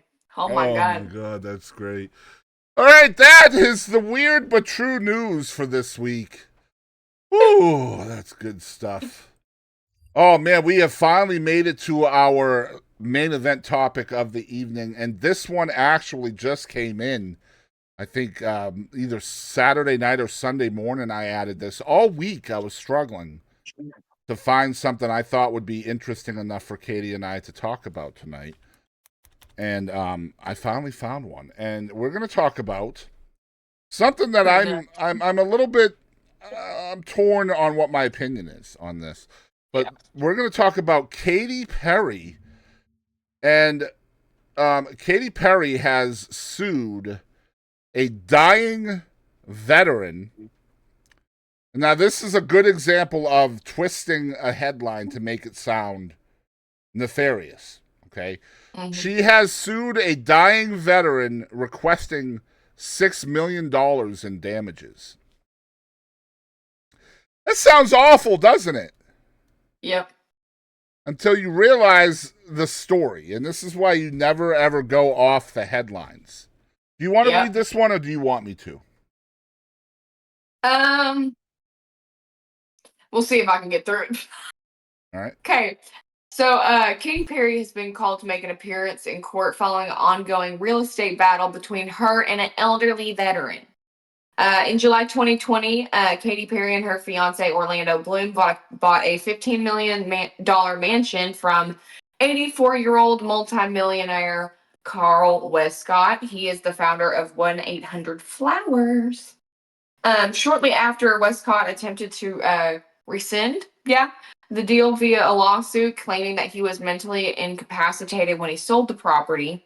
The judge, Joseph Lipner, ended up ruling in Katie's favor, granted her the property based on witness testimony and medical reports found that Westcott was in sound mind when he signed the contract.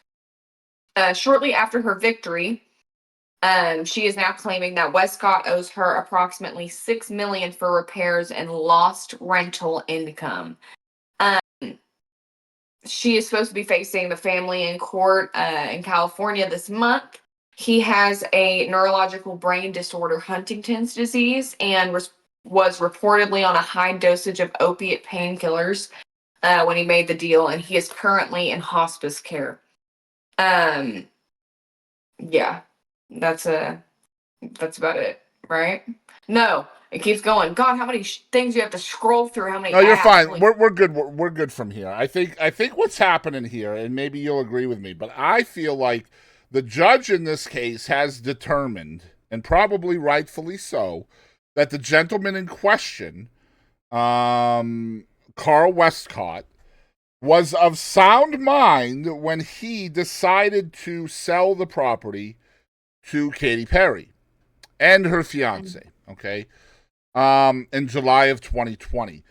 What I am going to gauge here, what I am going to speculate, that's the word, is that since that time he has become less than of sound mind, and now his family is probably not real happy that he sold this property without consulting them when he was of sound mind. So now I was thinking about that as well, like his kids. Yeah, I feel like the kids were trying to rescind this deal, trying to say that he was of not sound mind.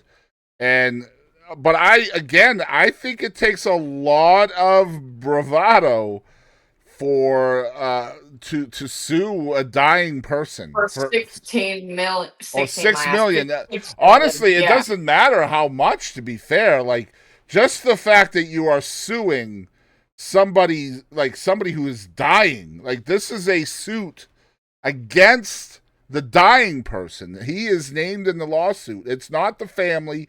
It's not the estate. It is literally the person who is dying that she is suing. I also love how they put these pictures of her in here looking so smug and so rich.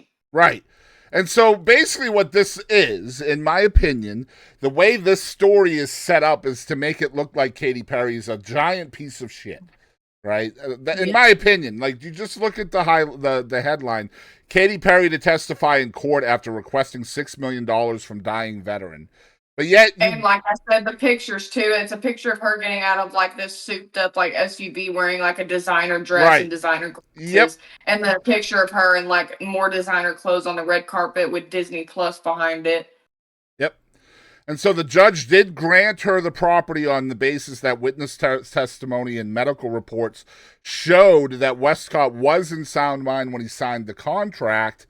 But what bothers me about this entire story, and it's not just from this publication, which is MSN, but it's the story in general across the internet is trying to paint Katy Perry as a horrible person. But then you go in here and you see that she's literally suing somebody who's much more rich than she is.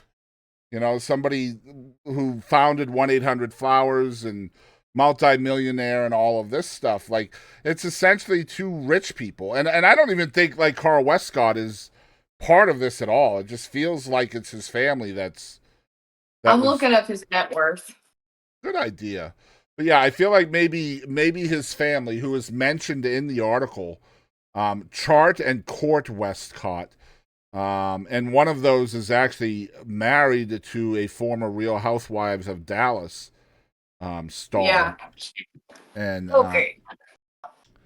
I feel like it was the kids that found out that he sold it. It feels like 11 million. Yeah, so maybe At Katy least Perry 11 is million. maybe Katy is worth more than he is then. Oh, actually, now this says 450 million. That sounds As more a accurate. Yeah, that sounds more Yeah. accurate to me. I just read the thing that was let's see what Wikipedia says. Because I mean, Katy bought this property from him for 15 million, so we know he's worth at least that much. Yeah. And of course, I mean, now there, she's claiming that he owes her $6 million for repairs and lost rental income. I don't know, man. I feel like maybe she should have just counted her blessings here, and you won the property, and just deal with the aftermath from there. I feel like it's just like, leave it the fuck alone. He wants to deal with that shit, man. Yeah. Like, damn. That's why I feel like maybe it's the kids driving this bus and whatever. But well, I'm saying with Katy suing him back. Like, Yeah. I feel like it's like, God. It's just, I don't know, man. It's leave it alone. It's so hard to relate to a rich person, isn't it? Yeah, because now it feels like just like a little kiddie fight, like two little kids fighting about it. Yeah, or I mean, Like, he's not even there. I mean, this is the guy. Well, but they can just throw money around. They don't give a shit. It's like, oh, well, you did this. Well, no, you did this kind of shit. But yeah, it says that he has a neurological brain disorder as a result of Huntington's. Yeah, and was reportedly on a high dosage of opiates when he made the deal. But again, that's reportedly.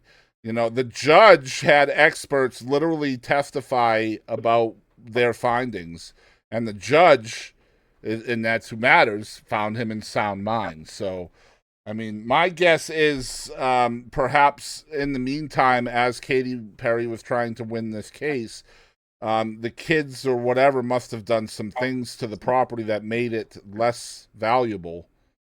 Repairs and lost rental income is what she's suing for. I don't imagine she'll get $6 million, but that's just me. Yeah. But it's just like it literally just exactly like what I just said. Like, well, what? Like that's what it feels like. Just everyone's pointing fingers at each other, and it's just like, first of all, this shit shouldn't have happened in the first place. Granted, if the kid's worried about their dad, whatever. Okay, sure. Now she's suing him back. This is just like, God, leave it alone. Like I'm. Like, who wants to deal with that? Right. And like you said, she ain't gonna get the $6 million. Like, what is she gonna get? And that's what she gets so much money anyway. Like, she's worth so much money. Like, who gives a shit about $6 million anyway? Right. For you, just pulling it from a dying man's casket, essentially. But a close family friend of the Westcotts blasted Katy Perry about her tasteless approach to the situation, which Katy and I here are discussing. Believing that she is selfishly taking advantage of a vulnerable elderly man. And it certainly could look that way. Quote, it's clearly apparent that she's trying to squeeze every last dollar out of Carl's family without any shred of empathy at the expense of an elderly man's legacy, they recently told the Daily Mail in frustration. The fact is the Westcott family wants her to face them because they believe they deserve that. She's taken their father's house, and now she wants the shirt off his back. The least she can do is look them all in the eye while she does it. According to the outlet, Perry's court appearance was stalled after she hired 25 construction experts to inspect the house for various issues. While Perry, who is 39, said on June 20th that she wanted to rely on the professional statements as testimony, the judge insisted that she be present for the hearing.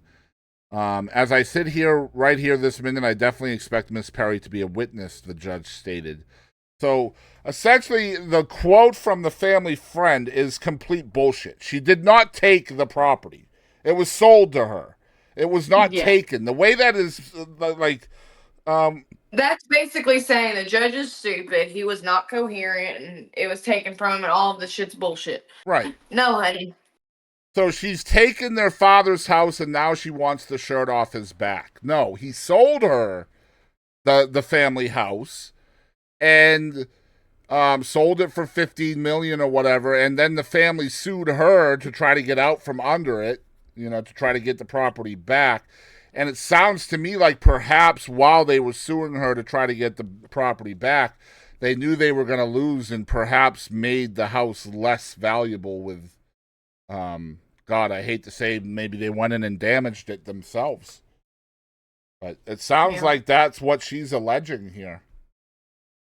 I mean, also, people do that to celebrities. Yep. Try to get them for all their worth and shit, and to smear them. All that, you know what I'm saying? Yep, I agree. So yeah, it's funny, like the way they made this look like Katy Perry's just a horrible human being, but I mean, clearly we don't know all of the facts here. When I saw it, I was so confused because you don't see like shit about like Katy Perry. Yeah. You know what I mean? Like, you know what I'm saying? Like everyone loves Katy Perry. Some people might think she's weird or whatever, but majority of people love Katy Perry. Yeah, she's not in the news usually for controversial shit. Is definitely the point. But yeah, I agree with you. It's just weird. It's weird how the news will always try to spin something however they want it to meet their agenda.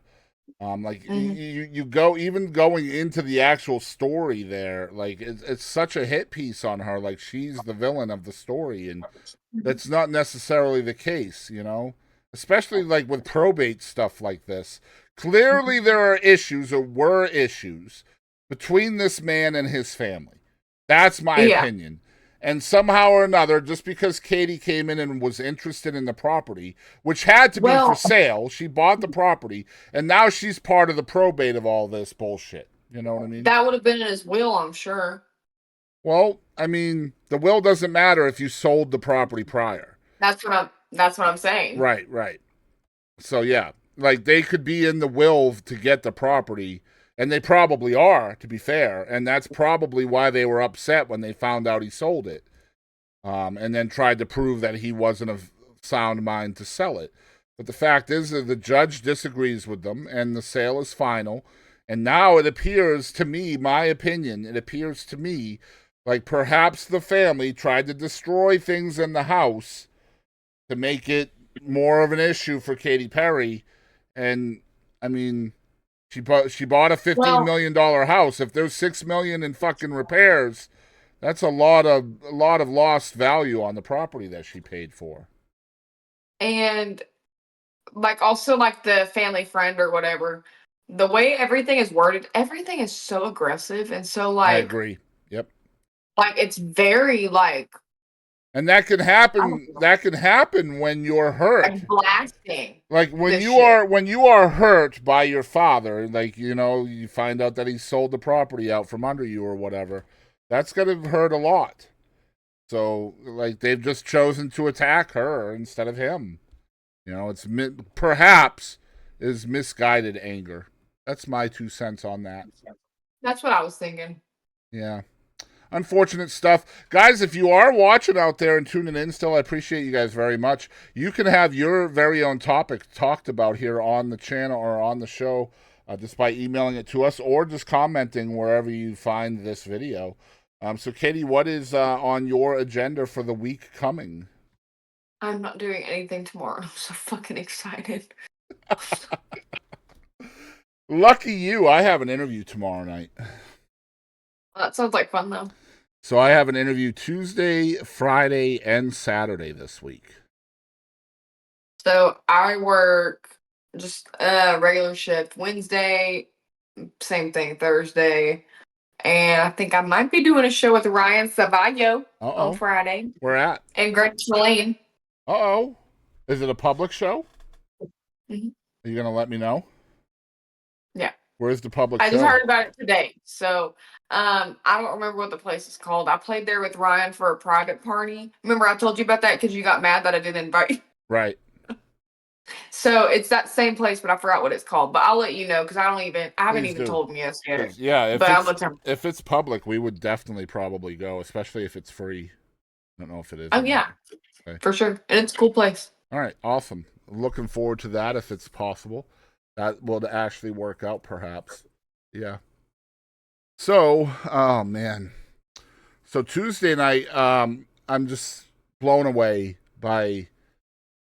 I'm just blown away, Katie. Like, so Mark Narmore is who I'm interviewing tomorrow night. Mark Narmore wrote the huge hit. That's what I love about Sunday by Craig Morgan. He wrote that song. And Yeah. so I met him in like 2017 or 18 when we did that Alabama America's Got Talent or American Idol thing when we went to Alabama for that. That's where I met Mark. And so Yeah.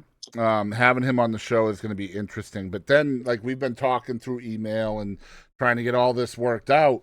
And he surprised me last night by sending me an acoustic version of him sitting in his piano in his music room, and he played his two biggest hits. And then he emailed them to me, and he was like, I don't know if you can use these or not, but if you can, that'd be cool. And I'm like, what? Yeah, please. Yeah. Like, what do you mean? I don't know if you like. This is the look. That's what I like about Sundays was the number 8 song according to Billboard for the entire decade of the 2000s. Number 8. Like, can I use it? Yeah, I think I could probably find a spot for that one. Yeah, for sure. So that was like I got those emails this morning, and I was just like, wow, this is going to be such a cool episode. That sounds awesome. I'm excited for you. Yeah, it's going to be dope. It's going to be a lot of fun. But yeah, Katie, thank you so much for hanging out with me tonight, as usual. We had David Jarvis here. 2 weeks from now, we are going to have another guest commentator. I'm not going to let anybody know until next week who that's going to be. But I think what we're going to try to do going forward, and Katie, you're going to have to help me with this, is we're going to try to have a new guest every other Friday. So what I mean by Friday is that's the day we go out. We record on Mondays. But so next week it'll just be you and me, and then the week after that it'll be 3 of us, and then the week after that it'll be just you and me, and then the week after that 3 of us, and so on. So we have to try to fill that third spot with new people much as we can.